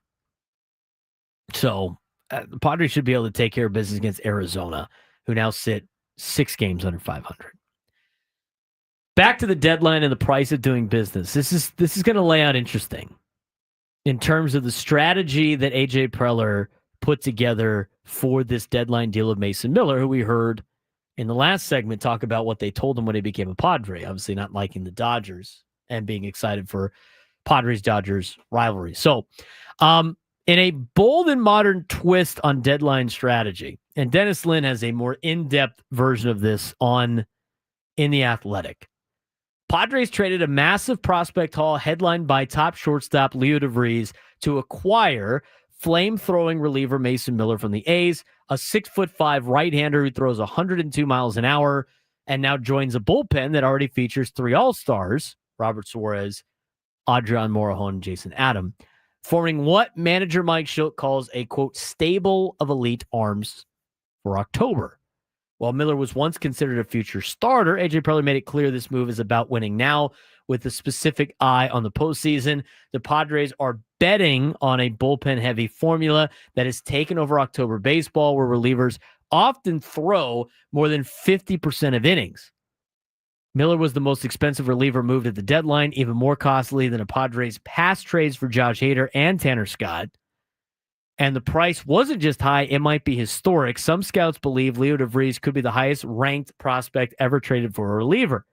Still, Preller saw an opportunity to shorten games, overwhelm teams with firepower, and match up late in games with any team in baseball. So far, the early returns are encouraging. Miller debuted with a scoreless 8th inning Friday, topping out at 102.8 miles an hour. On Sunday, the Padres deployed a playoff-style bullpen rotation that helped secure their 7th win in 8 games.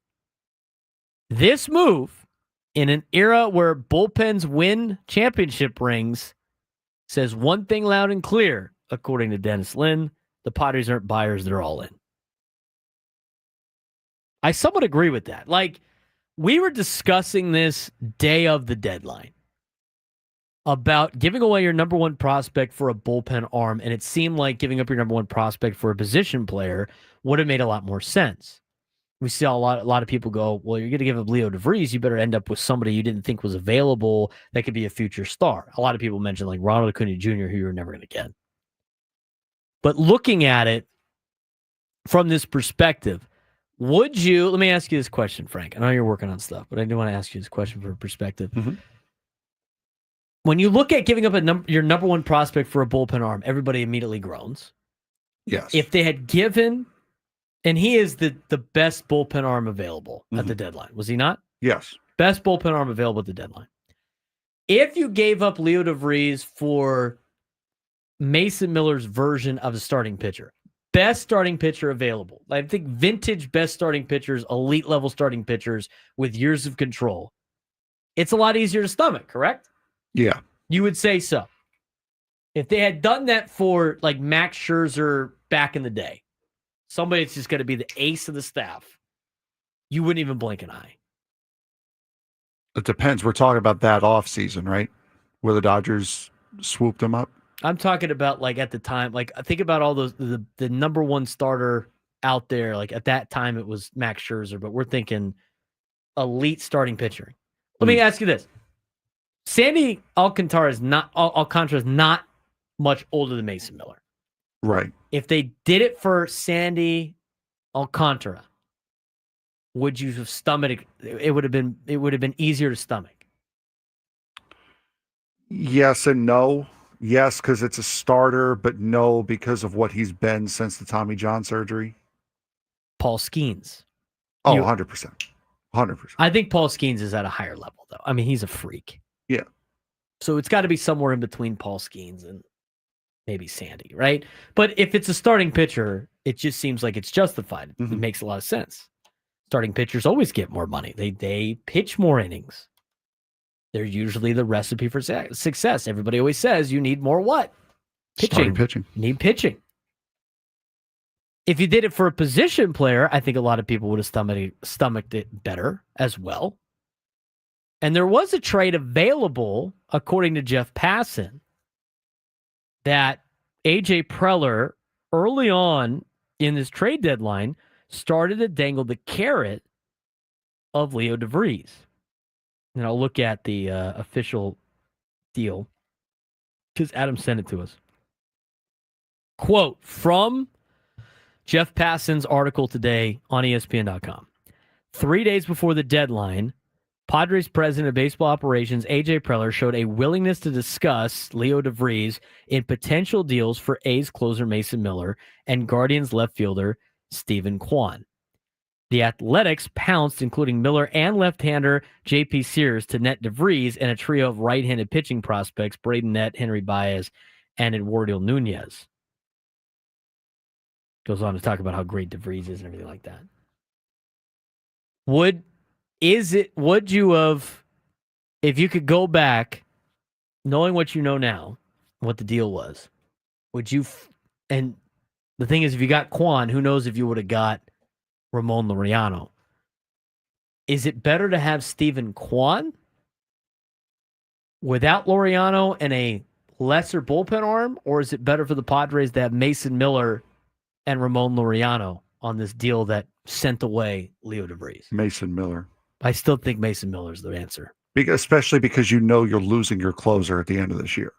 Yes. So you already have that replacement in-house and one that's already established in that role as a closer. So the Mason Miller trade, I think, would have been a better fit than trading for Stephen Kwan.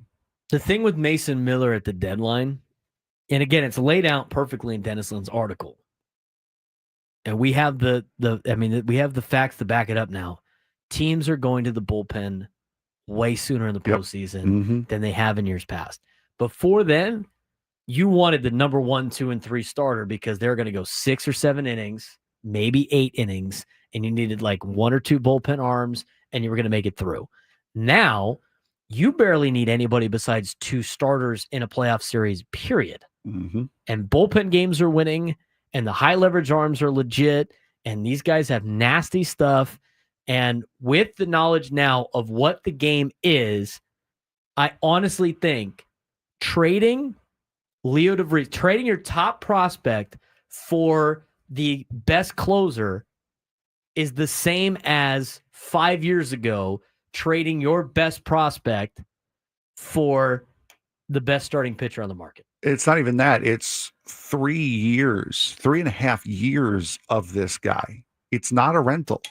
So you have him for 4 years. I still think 3.5 years. the context of a starting pitcher for the same amount of time as Mason Miller 4 or 5 years ago is the same deal. No, yeah, 100%. So I think you have to view it different because everybody's upset. You know, a lot of people are upset about Leo DeVries, right? Guy was going to be a stud in Major League Baseball. You have, 5, 6, 7 years ago, 8, 9 years, within the last 10 years, if this was the most elite starting pitcher on the market,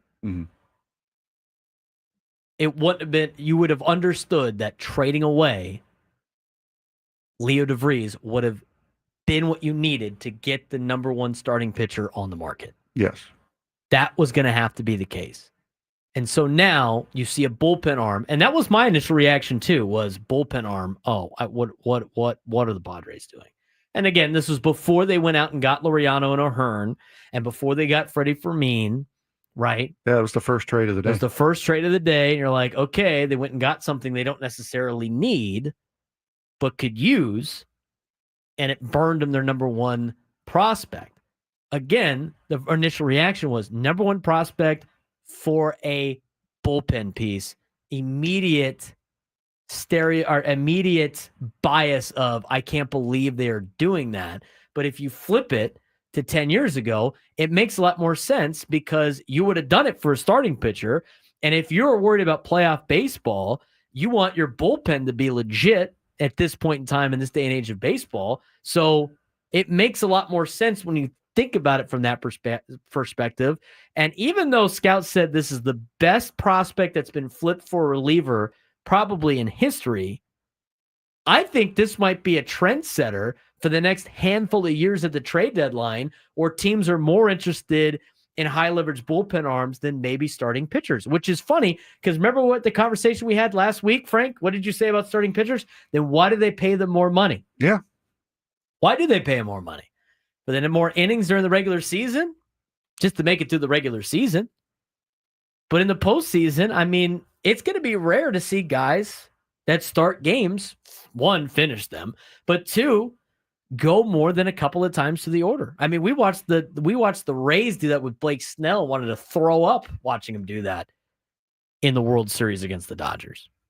Oh, absolutely. And again, I think of it from the perspective of, sure, you're loading up on something you already have a lot of. But one thing we always talk about is with bullpen arms, they're so fickle. One year it could be great, next year it could be off, and then give it a couple of years, and then you're back to where you were the year before, and then it goes back and forth. So to be able to pick those bullpen arms up as much as you can gives you at least some level of fallback to where, okay, Robert Suarez is starting to fall off a little bit. Let's throw Mason Miller in there. We know he can do it. Instead of Jason Adam most likely can do it. He's got the stuff to do it, but he's never really been asked to do it. So I agree that Mason Miller should have been the target if you were going to trade Leo DeVries. And to your point of the playoffs, yes, I do agree that you're not allowing your starting pitcher to get into and work his way through trouble anymore. So those relievers become invaluable. So yeah, I believe that the Miller trade was by far and away the better trade to make compared to Stephen Kwan. I agree. You would have Stephen Kwan for a handful of years too, probably I think one less year than Mason Miller. He would have replaced somebody too. He would have replaced Luis Arraez with a slightly better Luis Arraez, just like Mason Miller is replacing Robert Suarez as a slightly better Robert Suarez. And I think, and you know, I said this on the roundtable, and Tony questioned. I think Mason Miller is better than Robert Suarez. I do. I don't think it's that. And I don't even think that's crazy of a take. I think he's better than Robert Suarez. He's younger than Robert Suarez by a lot. He throws harder than Robert Suarez. He's nastier than Robert Suarez. And I think he handles, at least in the small amount of time that I've watched Mason Miller pitch, not just in a Padres uniform, but an A's uniform, I think he handles damage better than Robert Suarez. I would not be, and I know they're not going to do this, but last year in the final kind of month of the year where Robert Suarez started to turn into, I don't even know what you can describe it as, I could see him playing his way out of the closing role and Mason Miller closing out games in the postseason. And the other thing too is, and you know this is going to happen, Mike Schultz going to be like, hey, we're going to pitch the guys that fit the situation the best, which I think is better anyway. And another big reason why you got to crank up the music when Mason Miller comes in. And there's a very good chance that, honestly, with Suarez having pitched yesterday, there's a good chance that if it comes down to a safe situation, you're going to see Mason Miller in the ninth inning tonight. That would not surprise me. Miller has not pitched since Friday night. Suarez has pitched Friday and last night. So I wouldn't be surprised if Miller is the ninth inning guy. Well, and that's the thing too, is tonight at least. Before, when Robert Suarez was banged up, you had to like readjust, or not banged up, but just pitched a lot. You had to readjust your reconfigure your entire bullpen, and now different guys are in different spots. Now you can have Mason Miller shut it down. And it's the same four horsemen in a different order. I mean, you could do the four horsemen almost every night and have one guy take a night off, which is great to have. But I agree with Mike Schill on Saturday. For the next 50 games, they can't abuse these guys. They got to have some of these starters get deeper into games, and it starts with JP Sears tonight. And the thing with JP Sears, as mentioned by letters to AJ last week, was the first time through the orders, money. Second time through, not that good. Third time through, stinks. Same thing with Dylan Cease. Dylan Cease, nice bounce back. You need JP Sears to be a little bit more efficient first time through. You got to be able to get him 5+. It'd be nice to get 5 innings tonight. No, absolutely, 100%. And I'm curious when they start using Nestor Cortez. You throw him in the rotation. You go 6-man rotation. You go 6-man rotation. You give guys like Yu Darvish an extra day rest, and that was pretty beneficial for him the other day. Yeah, it was. You have options. Will be interesting to see. Good problems to have. Absolutely. For Frank Marchese, I'm Braden Surprenant. Can't believe the show's already over. Gwen and Chris coming up next. We'll talk to you guys tomorrow, hopefully after a Padres victory of the Diamondbacks. First pitch at 6:40. Braden Surprenant Show signing off. Till tomorrow.